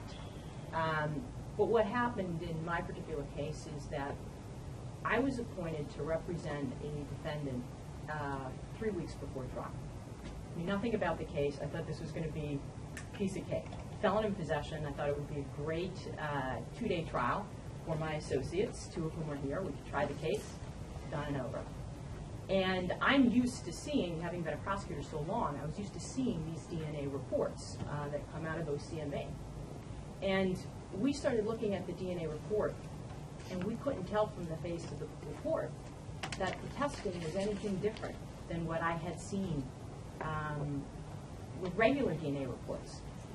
I was the 4th lawyer to represent this particular defendant, and it was 2 days before trial, and only after we spent some time speaking with Ms. Norrie, who's here today, that we realized that this was called low copy number testing. The reports call it high sensitivity, or amplified, which I was not familiar with, or 31 cycle. So I assumed it was the regular DNA testing. And as we drilled down, I thought, oh my God, this is a big issue, and I looked, and there has been no federal court in the United States that has had a hearing about the reliability of the unique method that OCME uses. So we're the first, my case was the first case. I wrote a letter to the judge. I called up the prosecutor on the case. It's actually somebody I started the U.S. Attorney's Office with. Called her up 2 days before trial, and I said, Joan, we have a problem here. It's going to be ineffective assistance of counsel, but there's a big DNA issue. I'm just sort of peeling this away, but I got to raise it, and we have to ask for adjournment. The government ended up not using the DNA in the trial, and in our particular trial, the jury, without the DNA evidence, voted 7-5 for acquittal for my client. So the second part of the trial, until I have 30 seconds, I'm going to beg you guys for 1 minute, because I want to tell you what happened after this, because I think it's going to be critically important what I want to ask you to do. Okay? We had experts take a look at this. Dr. Chakraborty, Alan Jameson, and Eric Carita. The 6.25 level that Dr. O'Connor spoke to you about was not mixtures. It was single source. There are no validation studies for 25 picograms or below on mixtures. And the mixture studies were limited to 2 contributors and buccal swabs. The most alleles they saw in those validation studies at any one loci were 5. In my particular case, there was evidence of at least 3 contributors. It was 14 picograms, and at some of the loci, there were as many as 9 alleles and 7 alleles. Can I pause you for 1 minute? Maybe just as a point of order, if someone else wants the yield time, I'm fine with you going, but I'm concerned if each of these goes on, we're not going to be able to get to the business that need to be gotten to, and even talk about the, so I don't know if... Dr. Beal, I'd just appeal to you. I'll yield her all my time, Brian. Okay, you know, that's fine. You just can't do this. It's an important issue. This is a very credible person. Would you please let her talk and lay this out? It's ridiculous. No, I appreciate that, but we just need to make sure that we can get to the discussion of the issues. So, I wait her all my time. Go ahead. So, what I want to talk to you about is because when I heard Mr. Kumperschmidt say to you, it's unprecedented. For 8 years we've been doing this, It ain't broke. There's nothing, you don't have to fix it. I spent enough time in Washington, D.C., in the Beltway, okay, seeing what it is to get institutional change done. I got no dog in this fight, okay? How you guys come out here, my case is going to be litigated. It's going to be tried again. The bigger issue that has concerned me greatly, and a number of my colleagues who are on the CJA panel, which do the work pro bono like I do, is that where you have a science, and I'm a big believer in it because it helps acquit and it helps convict, but where you have a science and you've only done validation studies on a mixture, okay, that is a maximum of 2 contributors, and it didn't go below the 25 picograms in the studies, to use that same science, and this is going to be very important for you because if you look in the LCN protocols, there are separate protocols for single source and separate protocols for mixtures. Please focus on that and ask yourself why the protocols are different. I can actually refer you to the pages afterwards, and I'm happy to send a letter. Ask yourselves why the protocols are different. I was stunned, and I think the prosecutor was stunned during our Dauber hearing, because I think the U.S. Attorney's Office didn't even realize. They had been told by OCME this was fine, the science is reliable.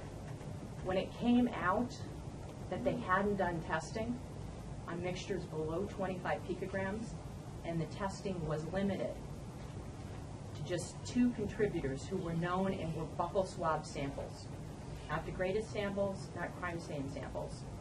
That's a real problem.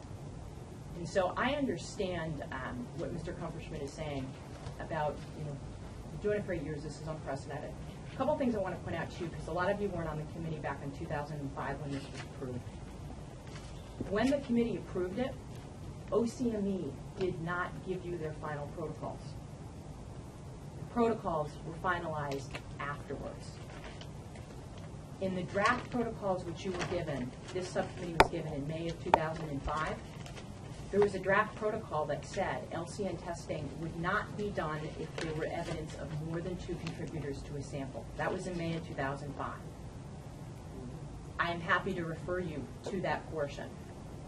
So somehow, between 2005 and today, OCME began to routinely test on samples for which they hadn't done validation studies. And I urge you, if there's any question for you to ask OCME, ask them today. Did you do mixture validation studies on samples below 25 picograms? Did you do mixture validation studies for more than 2 contributors? Did you do mixture validation studies of other than buccal swabs? People's lives are on the line. You are the scientists.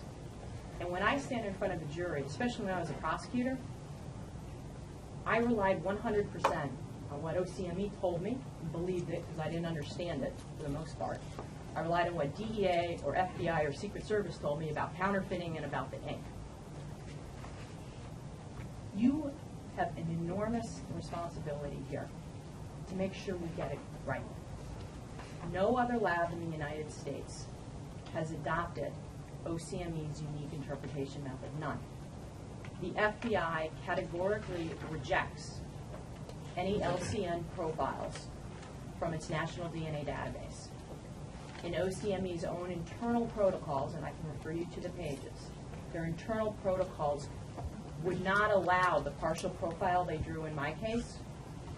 They would not allow it into their own database because of the uncertainty of such a profile. The science has got to be good. And if you don't want to do it now, okay, it may be another 3 or 4 years before another report happens. But everyone's going to wonder why, and we're looking at you guys. What'd you do, and what'd you say when it came up? That's kind of how I look at it.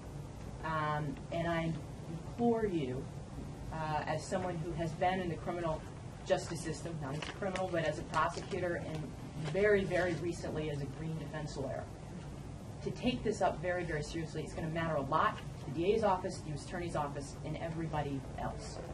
Thank you for your time. Mr. Miller? Good morning, Dr. Buell, members of the subcommittee. Good morning. Everybody else present. I'm Alan Gardner. I have been employed at Legal Aid. I'm the former head of the DNA unit.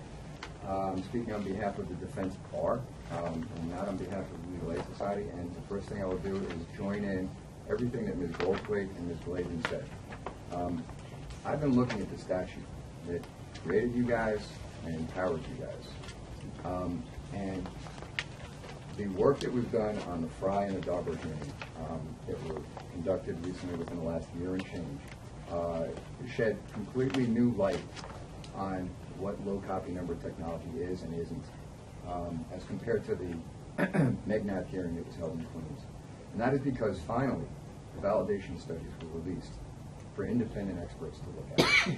Now, you can take a position that that was in the course of litigation, but you're talking about, as Ms. Goldthwait and Ms. Gladen said, experts, one of whom at least sat on this committee when LCN was being reviewed for the first time. And not only did he say he would not, Dr. Chakraborty is who I'm referring to, not only did he say under oath that he would not have voted yes now, he would have voted no, but he said that in the context of having done an in-depth review of thousands of pages of validation studies. Something that I know from Dr. Chakraborty was not done by the subcommittee, probably because it's a very monumental task to undertake by a group of people who are committed and respected for what they do, but also have real-time jobs that they have to do. And that, when you look at the fact that they've submitted those papers again, the 12,000 pages that I was referred to by Mr. Gestring in an email, it's important, beyond important. I don't come to you as an advocate because I'm a defense lawyer. I agree with Dr. Kupferschmidt that your task is really to be fair, all right, and ensure the reliability. You have a little green, yellow, red light. To ensure the reliability of the kind of evidence that goes into court.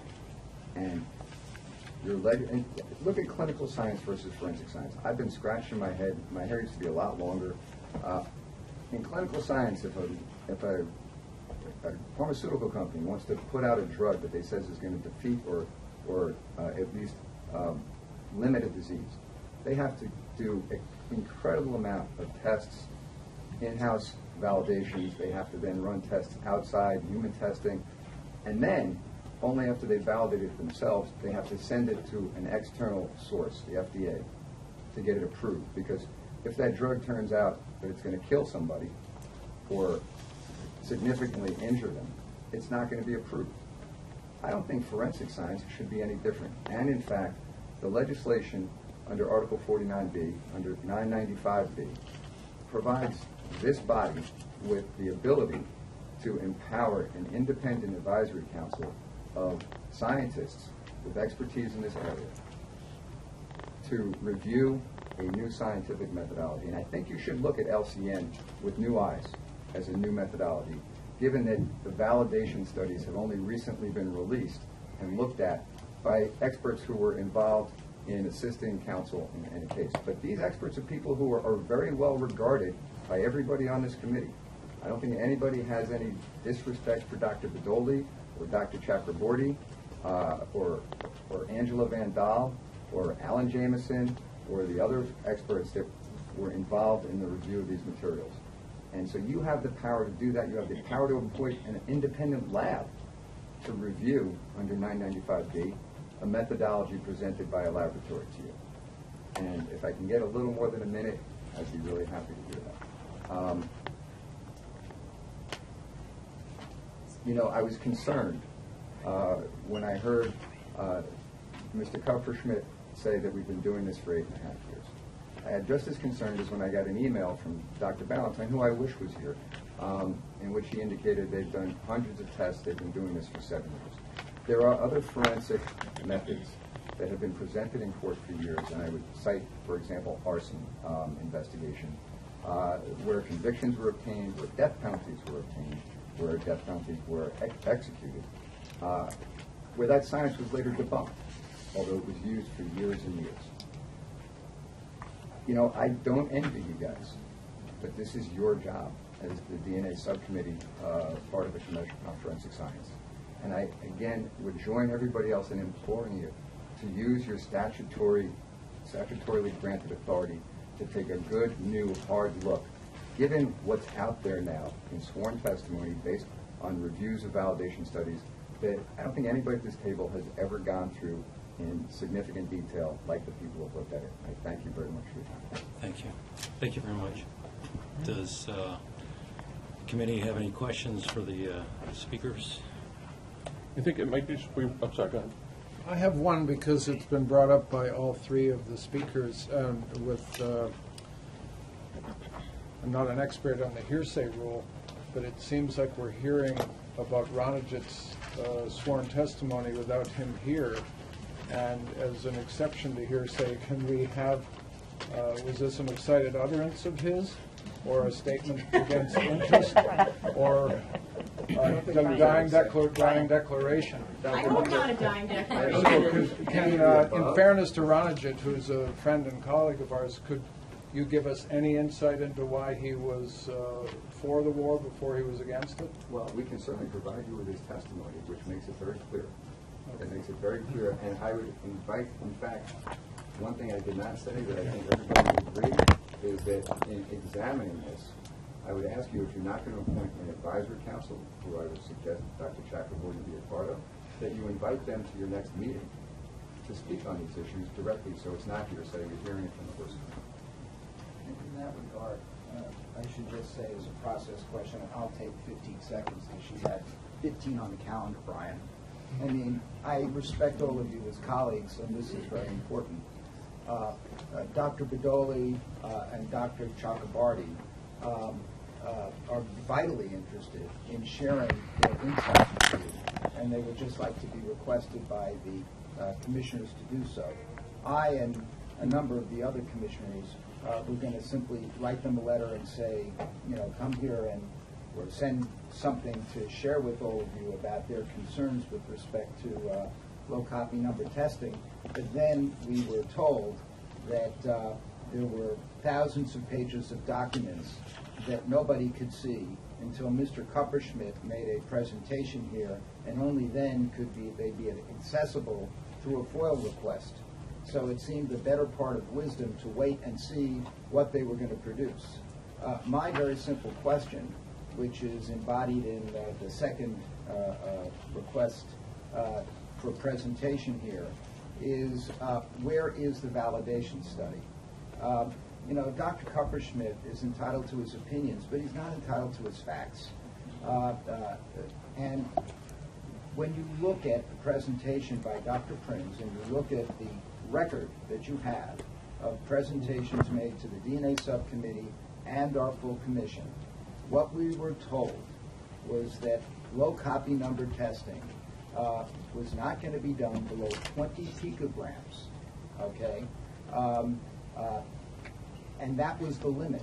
And there was some discussion at the commission, and a letter was sent to the lab about the possibility of testing, doing proficiency testing at 20 picograms. The question that I've had ever since I looked at all of this was, were there what, and in the emails that I sent to all of you in the full commission, was there ever what Dr. Butler and others in the DNA community have called an internal validation study on samples replicating casework of low copy number testing, at the number of cycles that they do with the number of contributors. And what we've discovered at this hearing was when you look at the peer-reviewed published article that and the underlying work that supported it, is that they only did it at 100, 75, and 25 picograms. Sorry to interrupt you. There's 12 minutes left of the meeting. There's 12 minutes left of the meeting, and you're talking about something that's not on the mandate of what the subcommittee has. The second question, Brian, the second question had to do with where is the validation study? I haven't seen these 12,000 pages, but from everything that I can see here, there is no validation study, what would be called an internal validation study on samples replicating casework. That's what we'd like to see. So my suggestion to all of you, my humble suggestion, I never thought from looking at this, when all of a sudden you're getting this huge document dump, that you could possibly decide this today. I think you should hear from Dr. Bedoli. I think you should hear from Dr. Chakrabarty. I think you should hear from Dr. Walsh, who's on the full commission now, who was a member of this and expressed doubts about it at the very time. And take this out of the idea of let's forget that there's lawsuits going on. This is a subcommittee that was created for the very purpose of trying to have an independent scientific review, and unfortunately this one has to be a little bit more granular than others. But I really ask you to look at it. I haven't even seen what they've produced. But we've all been through these hearings. We've all been through these studies. Thank you, I really Barry. commend you to do that. And maybe it's good to just remind us again, the issue before the commission, the subcommittee right now is what the commission charged it with, which is essentially those 3 questions. And toward that end, Dr. O'Connor, I guess the one thing I would just want clarification for the subcommittee, because it would actually eliminate question 2 and 3, is essentially the procedure hasn't changed since 05. Is that your... So the OCME is indicating, and maybe if you can just come to the table and say that the procedure has not changed, and there's this memo from Eugene Lean also, which May 27th, 2014, which describes small procedural issues, but in essence, the procedure hasn't changed, correct? That's correct. The procedure has not changed as well as was in the original SOP for. Okay. So as far as the subcommittee, obviously you can decide to take what action you deem fit or necessary, but if in fact that's true, then there's no further need for validation of it. So the question has to do with the quantity of DNA. And I think if that's a fair assessment, and again, I'm just a facilitator at this point, I'm not a participant in discussions. And obviously if there's other issues that you want to address, you can, but the main thing that you are charged with addressing is that quantity of DNA issue, and it's not historical, it's not what people were told, it is currently, do you believe there is a threshold limit? Can I just ask a question? So I want to say one thing very quickly. I travel all around the world, and I feel so fortunate to be in a country where this type of discussion can go on, because it doesn't happen all over. That being said, what is our role as the subcommittee on this? I just wanted to get that clear. It was brought up a couple times about what our obligations are. So, and I'm relatively new to the subcommittee, so. So the commission asked you 3 questions to discuss, evaluate, review, and make a determination on and report back to the commission. So right now, those are the 3 questions that are before you, and other concerns have been raised to you as well. If you have other concerns, then obviously you're free to, when you do your scientific review, raise whatever concerns you have. But you've been charged with those 3 questions. But if you see things that are a concern when you're doing your review, obviously you would raise those. And we are not obligated to provide an answer to those 3 today. No. Are we? Good. If there's a body of information that's been revealed to us today that we feel could use further discussion, do we ask the commission to say, this is something we want you to focus on, and have this at the next meeting, and make sure we go ahead and put that on the, make sure we have the speakers and enough folks time to do this? Is that an option? Or? Yeah, I guess the concern right now is the 3 questions. If you feel you can answer the 3 questions, you should. If you feel you can't and you need more work, then you can move that to the next meeting so you can review that. And to do that, the question I would just put to you is what additional stuff do you need to review to answer the question 1, which seems like it's the only question that's currently before you, which is the quantity of DNA. So if there is something that you need additionally to find out that value, then I think that would be something that would be worth holding off for. If there's not, then I think it might be useful to make a determination and see where you go with that. But I think from what I'm perceiving, and correct me if I'm wrong, those are kind of where your 2 paths are, that if you feel you have enough, you can make a determination now on those 3 issues, and other issues can still be brought up and brought to the commission, et cetera. Or they can just wait and defer the entire matter and look at what they have and then make a determination. Yeah, I mean, Brian, it was my motion that passed. I mean, the point was, I think when you look at your record, and that's for you to decide, not for Brian to tell you what has changed or not changed. There were representations by Dr. Prince, and you can read the record of the commission, subcommittee meeting, and what happened in the commission, that they were not going to be doing LCN testing on samples in caseload below 20 picograms. But again, Barry, that's your interpretation of the record. No, The I- record Yeah. speaks for itself, The and they record should speak- decide what the I'm more record than says. So happy- the record speaks for itself. You shouldn't be I'm imposing more your than happy to have interpretation. somebody look at that record. I mean, because my view, that's clearly what it says. But putting that aside, the next question is, since then, right, has there been changes, or have they been, what kind of testing have they been done? And overall, and has that been validated is really the second question. Has that been adequately validated? And the concerns are, has the adequate validation study been done? And so that's for you to review, and that's for you to get input from your scientific colleagues about all of this.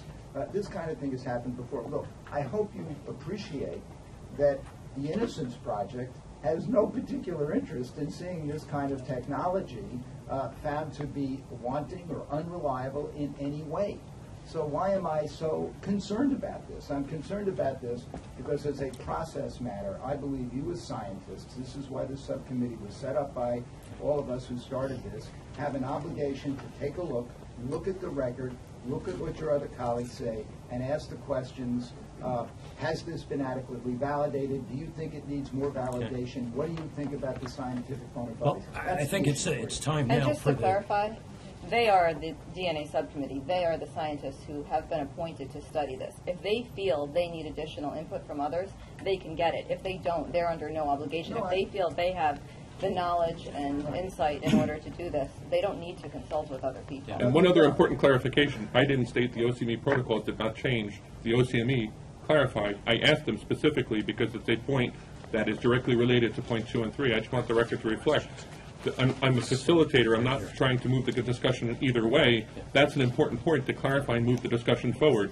If, in fact, the procedure has not changed, which, again, clarifying, you're saying the procedure has not changed, correct? That's correct. So if the procedure has not changed, the question before you is one, the quantity of DNA question. I think it's time for us to, as a group, Okay. to start discussing, or else we'll not have time to discuss. Brian, but you can't ask these people a question and say, the procedure hasn't changed. Yes, that's right, okay?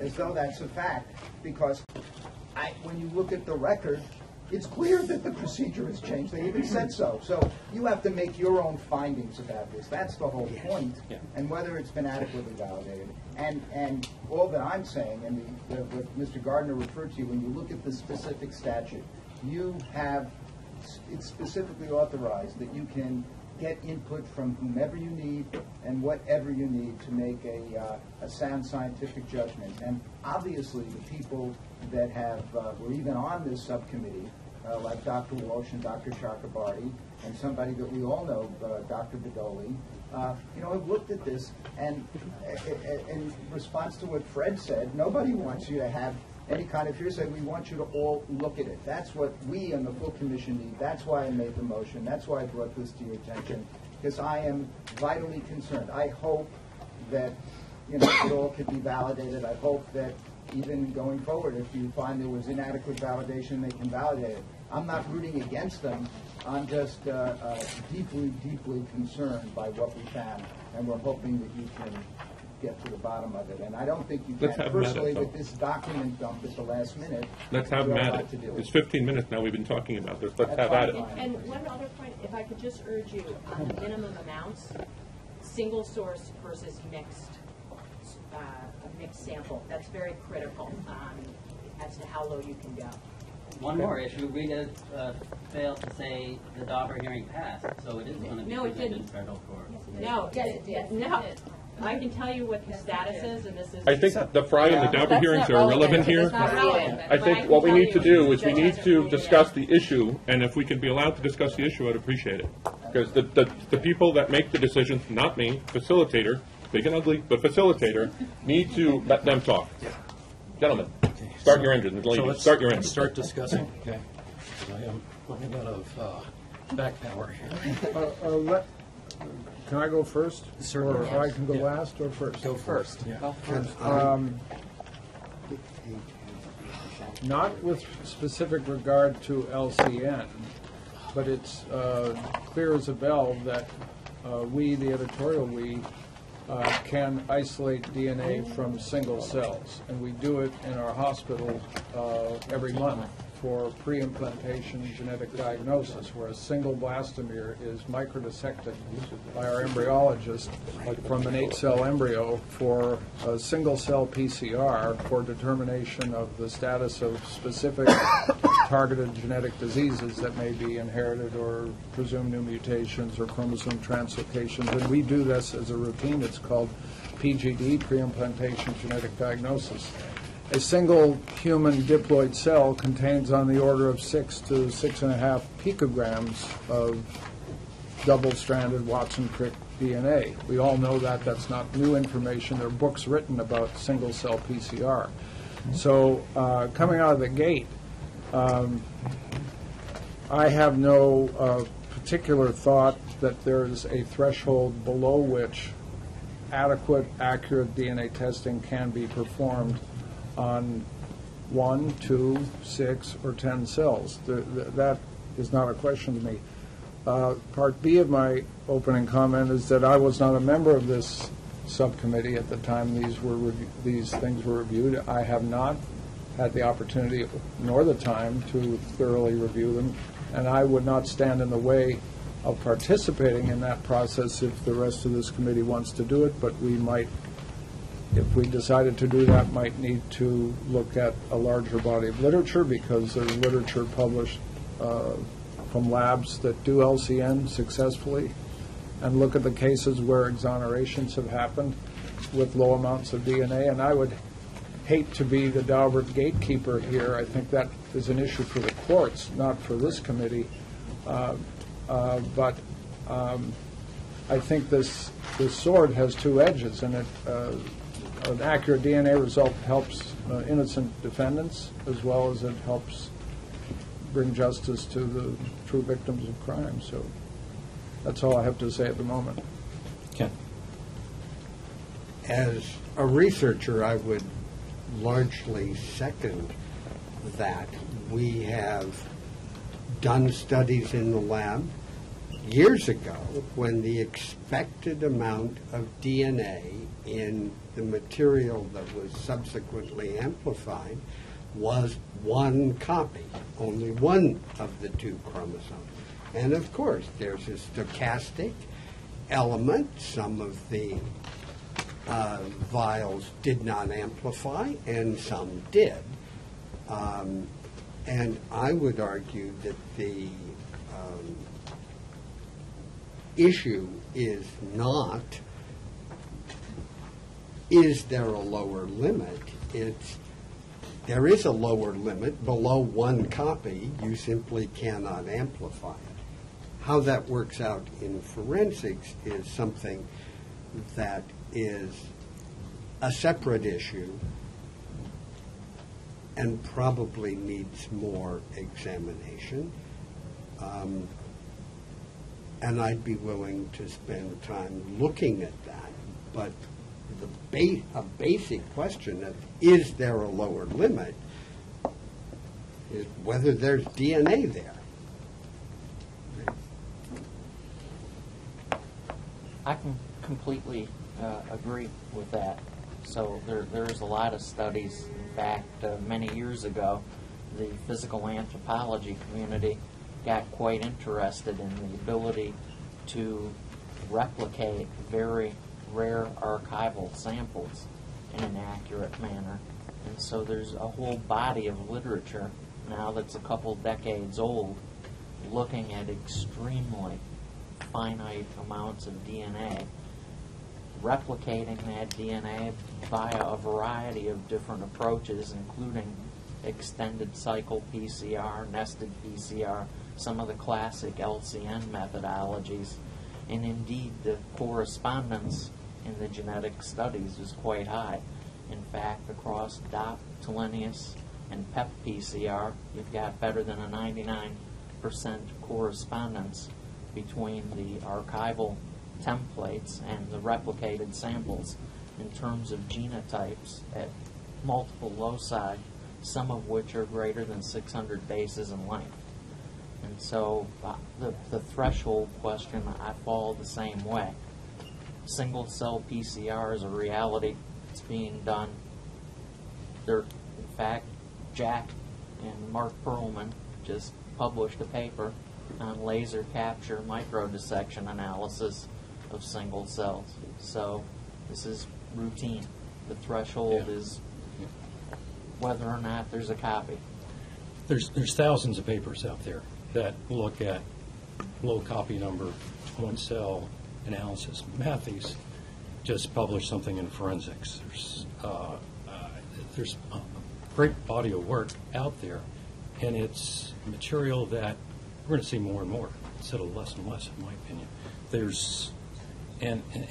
I've done some review of some of the transcripts, and this, as accurately as I could tell, there was not a line drawn in the sand by the commission or the DNA subcommittee on what's the lower limit. Okay? There was some discussion about whether or not there should be a proficiency test at a certain level, but no line in the sand that was drawn. From today's testimony, the OCME went ahead and drew a line in the sand. And we all understand that line in the sand as quantitation as the base of it. And those vagaries are reproducibility, degradation, contamination. So these are ballpark numbers that we all, as scientists, understand that when you say something has 14 picograms, well, it's got to spread. We understand that. I'm sure they understand that too. In talking about who's looked at this material, I mean, they have peer-reviewed papers. ASCLAD Lab has come in, I don't know how many times, 3 or 4 times, to look at this. They are charged to look at validation work for new technologies and to make sure they're working okay, that you have them.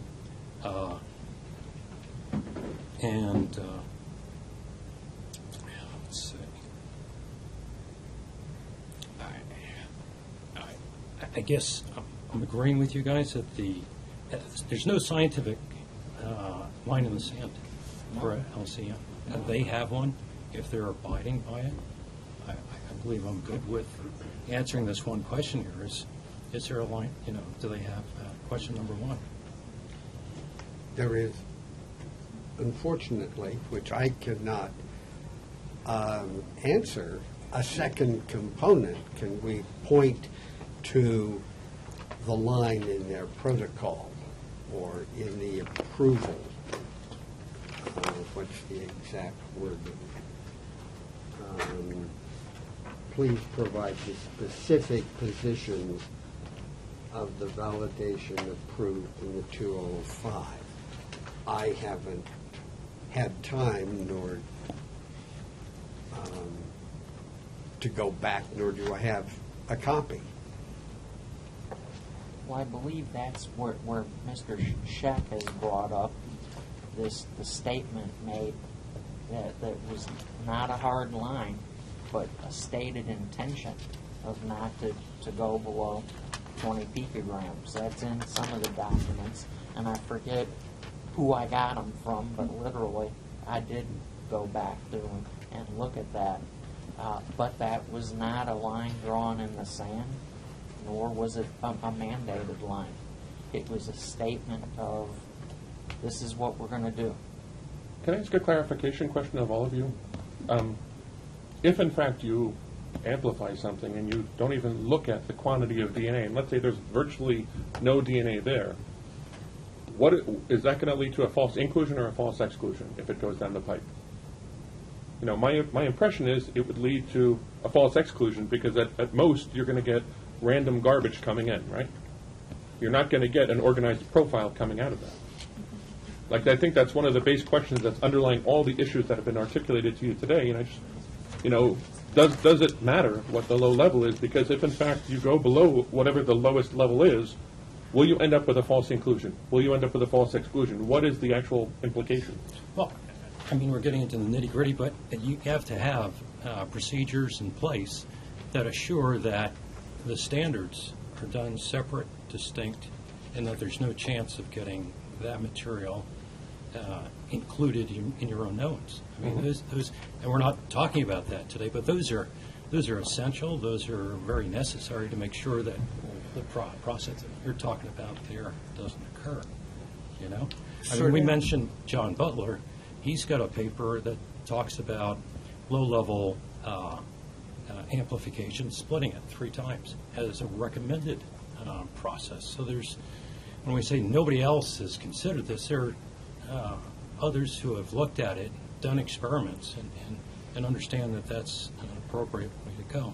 When we're talking about mixtures, you can always do more mixtures, right? Always do another mixture. The OCME did mixtures that contained, I think, 2 picograms of one component in their dilution series. Okay, so that's pretty low. It's pretty low.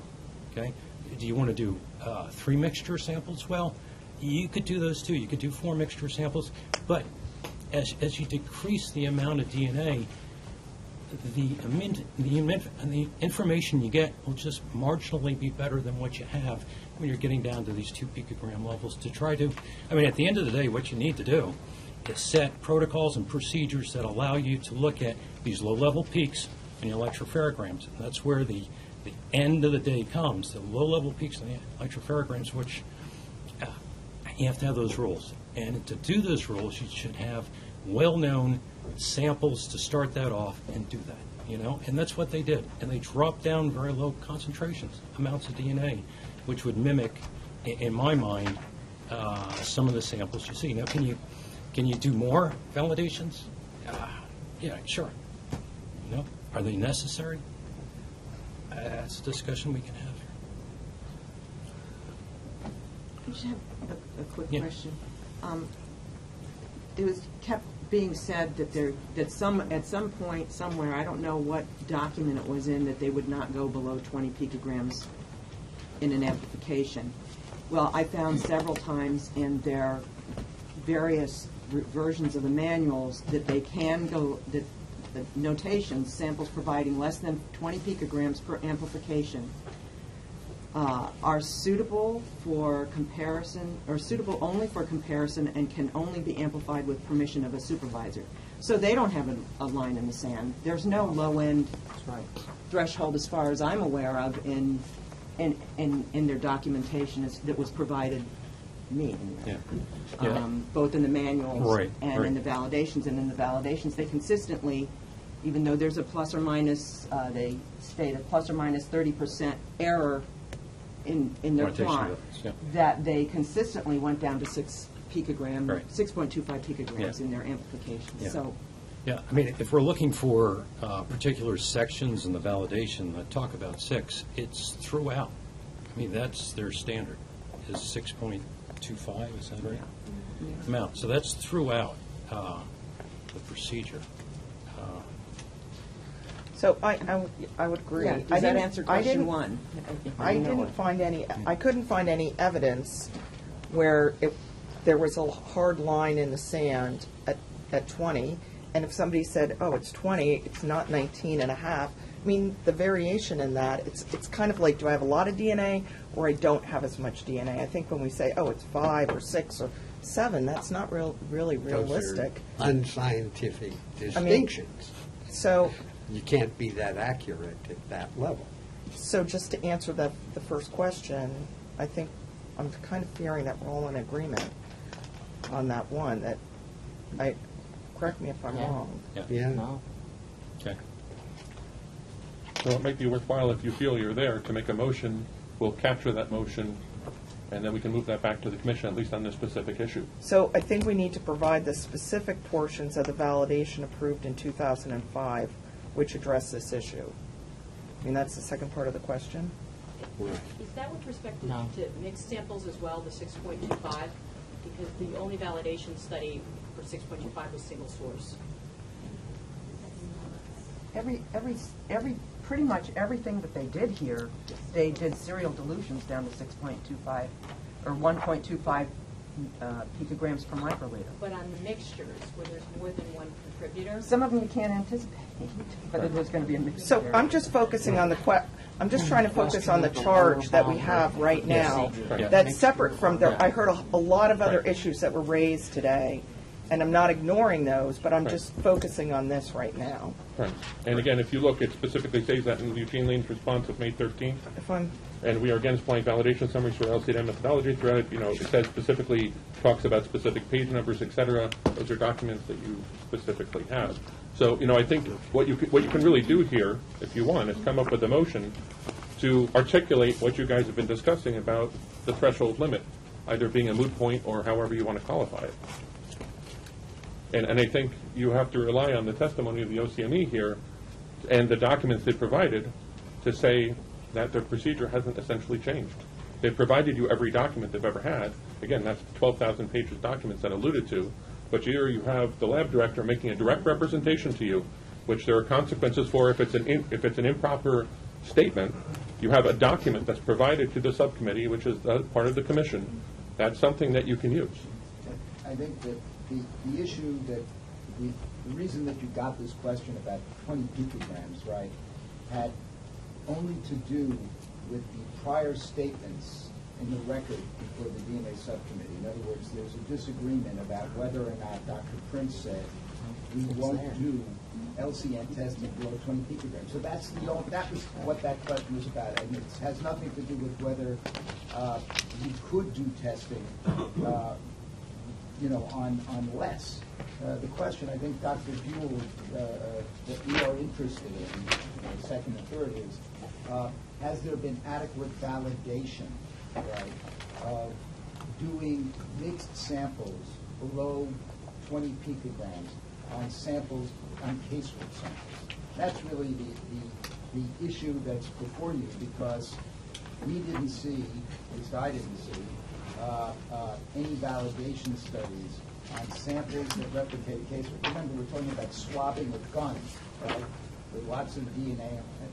We're not talking about a research situation where you're taking a single cell, right, and extracting the DNA. We're talking exactly what Dr. Buell was talking about before, when you begin to start amplifying very, very small amounts of DNA, doing 31 cycles, and then looking at all these peaks and trying to figure out if you can have a reliable method of interpretation. The only validation study that we had seen was the one that was published by Dr. Caragine, and we then finally, at this hearing, saw the underlying materials, and it turned out that was on 100, 75, and 50 picograms, and it involved just 2 sources from buccal swabs. We have 12 minutes more for the room. Sorry to interrupt, but if you're going to get somewhere. Validation on something else, and I don't know the answer. You have 12,000 pages of documents to say that you could do this on casework samples, or whether there needs to be what they call internal validation, that you can actually use this technique. That's the question. Okay, so just on one of their, and I'll be very brief though, on one of their mixture studies, they had a 1 to 50 dilution of 100 picogram level. Okay, that's 2 picograms of a mixture. Okay, very low. Okay, so they have done some of this testing at very low amounts, and then they have other variations of that. So they have looked at this material. So are we ready to look at this question number 1? Do we have any further discussion on this? The wording of the question does not explicitly state in forensic applications. But even if we add that, I'm satisfied there is no lower limit. Same here. I agree. Fred? I agree. Is that a motion? So let's speak it. If there are no in the validation record. Point of order, you can't speak from outside. If there are no validation Please studies, proceed. if an I will OCD performed make- testing on quantities for which they Just- did not I believe validate- the committee member is speaking. Please, just we didn't interrupt you. I will make a motion that in response to the first question, that scientifically there is no lower limit in the quantity of DNA that must be met before low copy number techniques are employed. Well, lower limit of 0. Okay. How about that? What do you think? Right, it can't be negative. Right. Lower limit of 0. No, I would prefer no lower limit. I'll buy it. Yeah. Okay. I'll buy it. Okay. So do we have a second on the motion? Okay. Mark, any discussion on the motion? Okay. Okay. Hearing none, in favor of the motion, say aye. Aye. Those opposed? I guess we're talking about. Regarding issues 2 and 3, so I think that's a place where you can rely on the statements made from the OCME that there have been no changes and the documents provided to you, if you feel comfortable with that.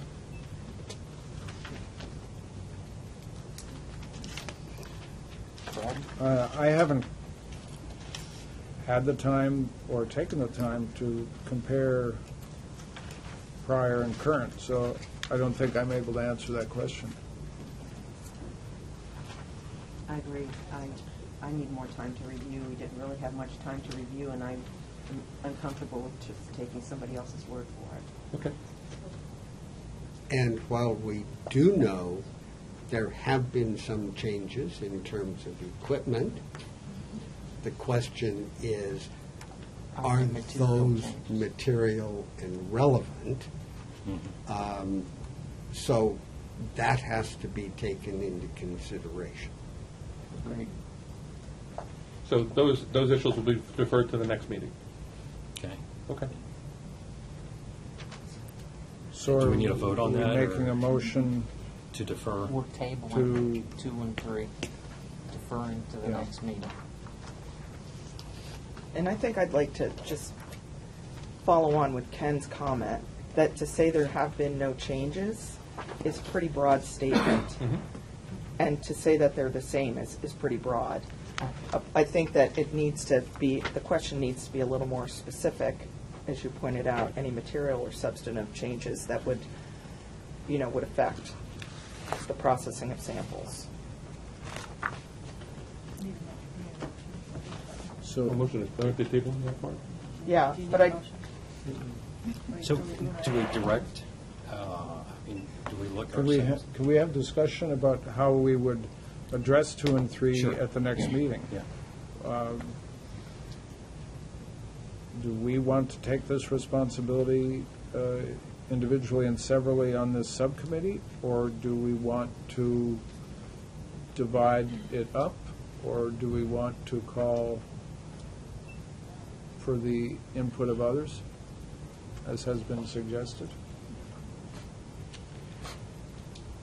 Based on experience we had of visiting the New York State Laboratory earlier this year, certainly I had a much better understanding of the issue from visiting the lab and talking with people. In terms of this, while I don't question the statements,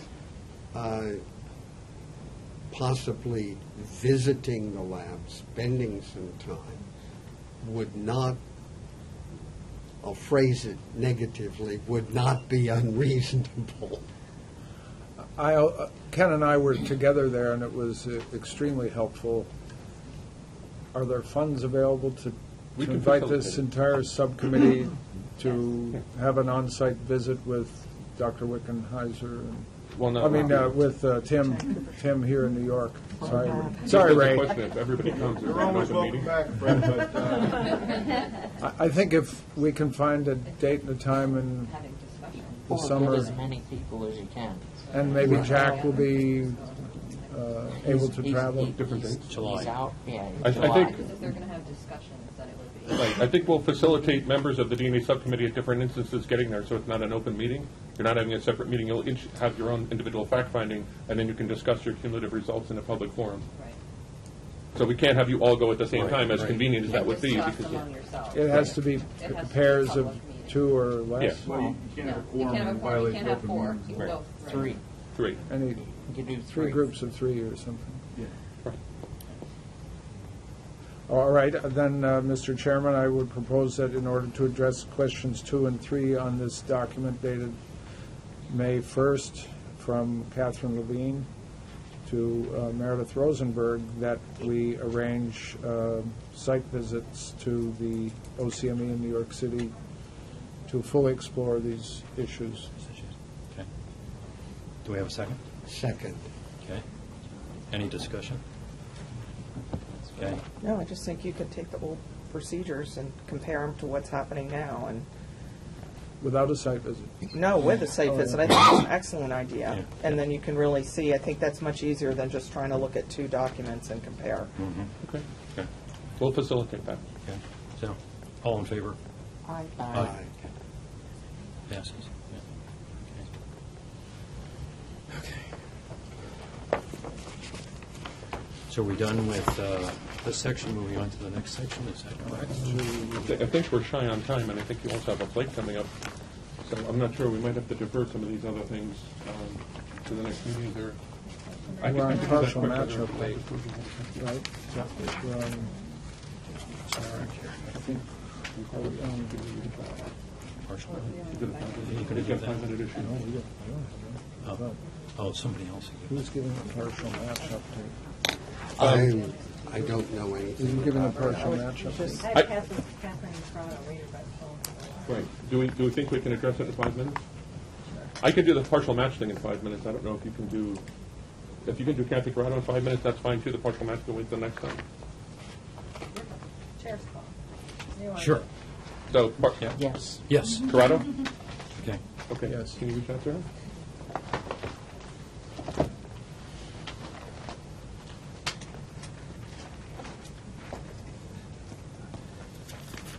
So we're tabling the partial match. No, we're getting, Oh, we're getting I think partial. that's what's happening.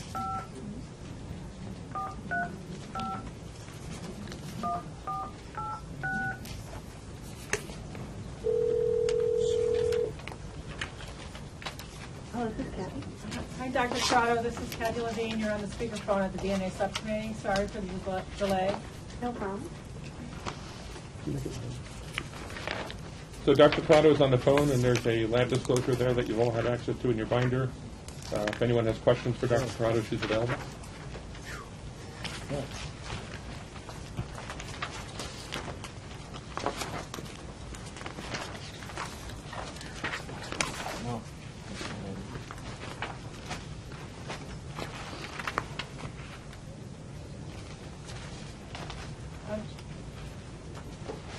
Just so you know, we did receive a document from AFPA Lab just recently, actually on Wednesday, May 28th, that asked for some more information about the lab disclosure.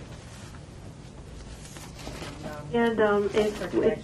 if at some point I would like to update, because we actually had to make a change to the corrective action, so I can do that now or after Sure. questions, whatever people would prefer. Yeah, that's fine. This is Eric. Go ahead, Kathy. Okay, thank you. As you can see from one of the corrective action steps that we proposed was to change the default CODIS settings to have them have the profiles marked for upload as default.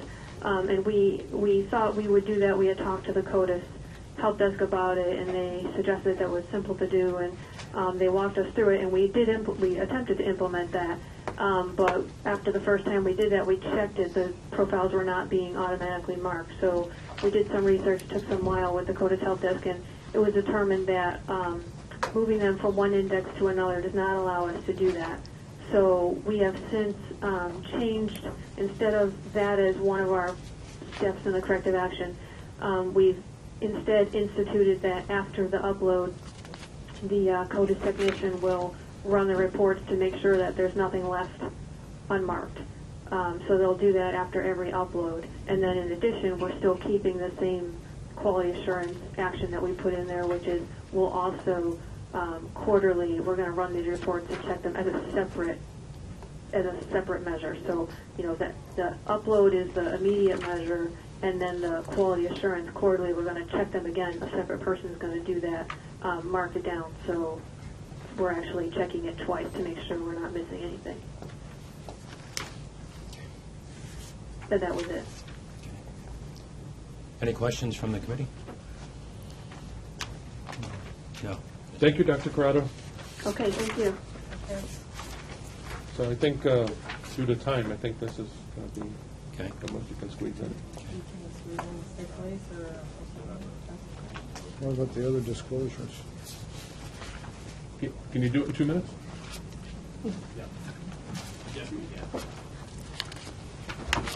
My apologies. What are we looking at? Sent a 30-minute notification, which just missed the last meeting prior to the meeting.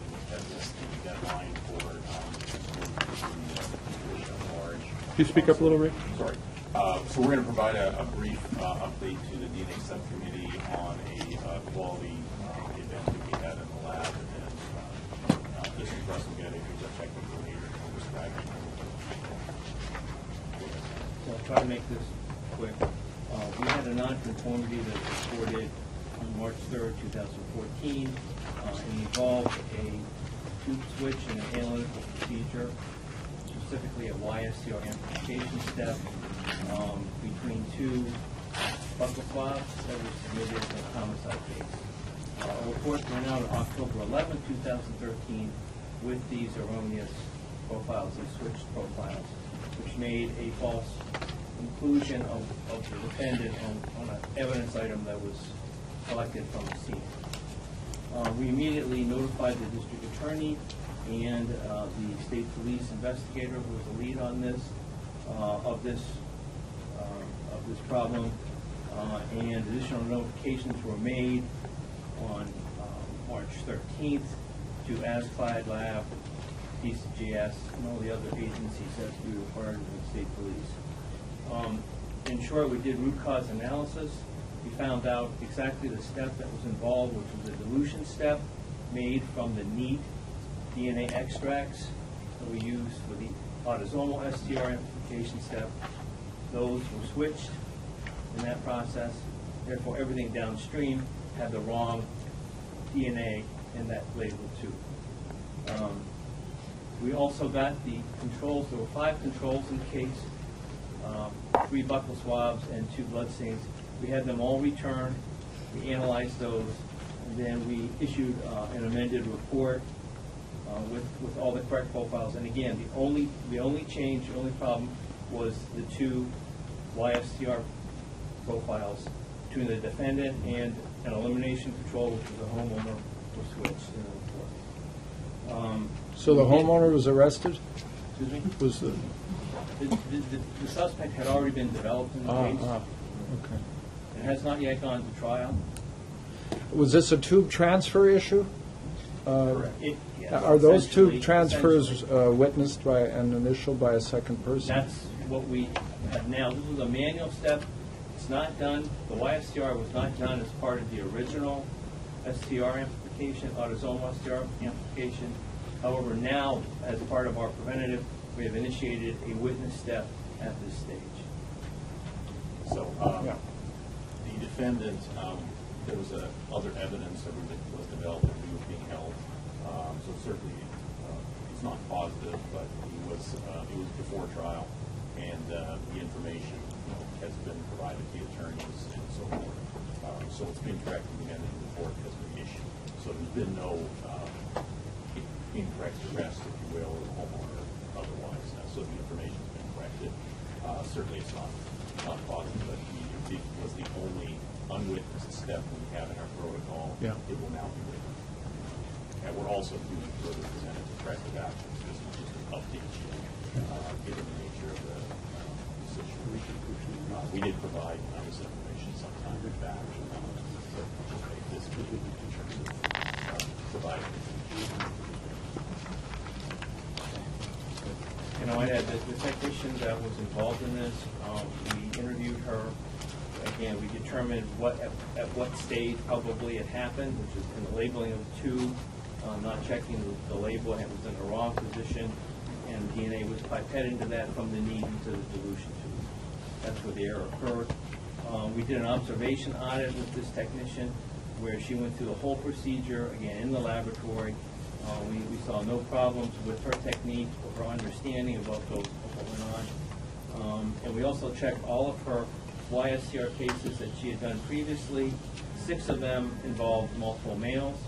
And when we checked those, there was no inconsistencies in anything that we could see as far as those profiles. I think that's it. Okay. Any other questions from the committee? No? Thank you. So are we done, or are we squeezing in anybody else? I think this is all we can do for today. Okay. And we'll pick up the rest as we can. Okay. So we're failing which two, Brian? The partial match update and the OCMU one. I think it's just not sufficient time. Okay. Let's see. We set a new date, next date? September 4th. Kathy? Is there a date? September 5th. Is that September Labor Day? 5th. Is that Labor Day? No. No. It's Friday It's after Labor Day week, though. It's my Friday birthday. after Labor Day. Happy birthday. We'll have a cake away.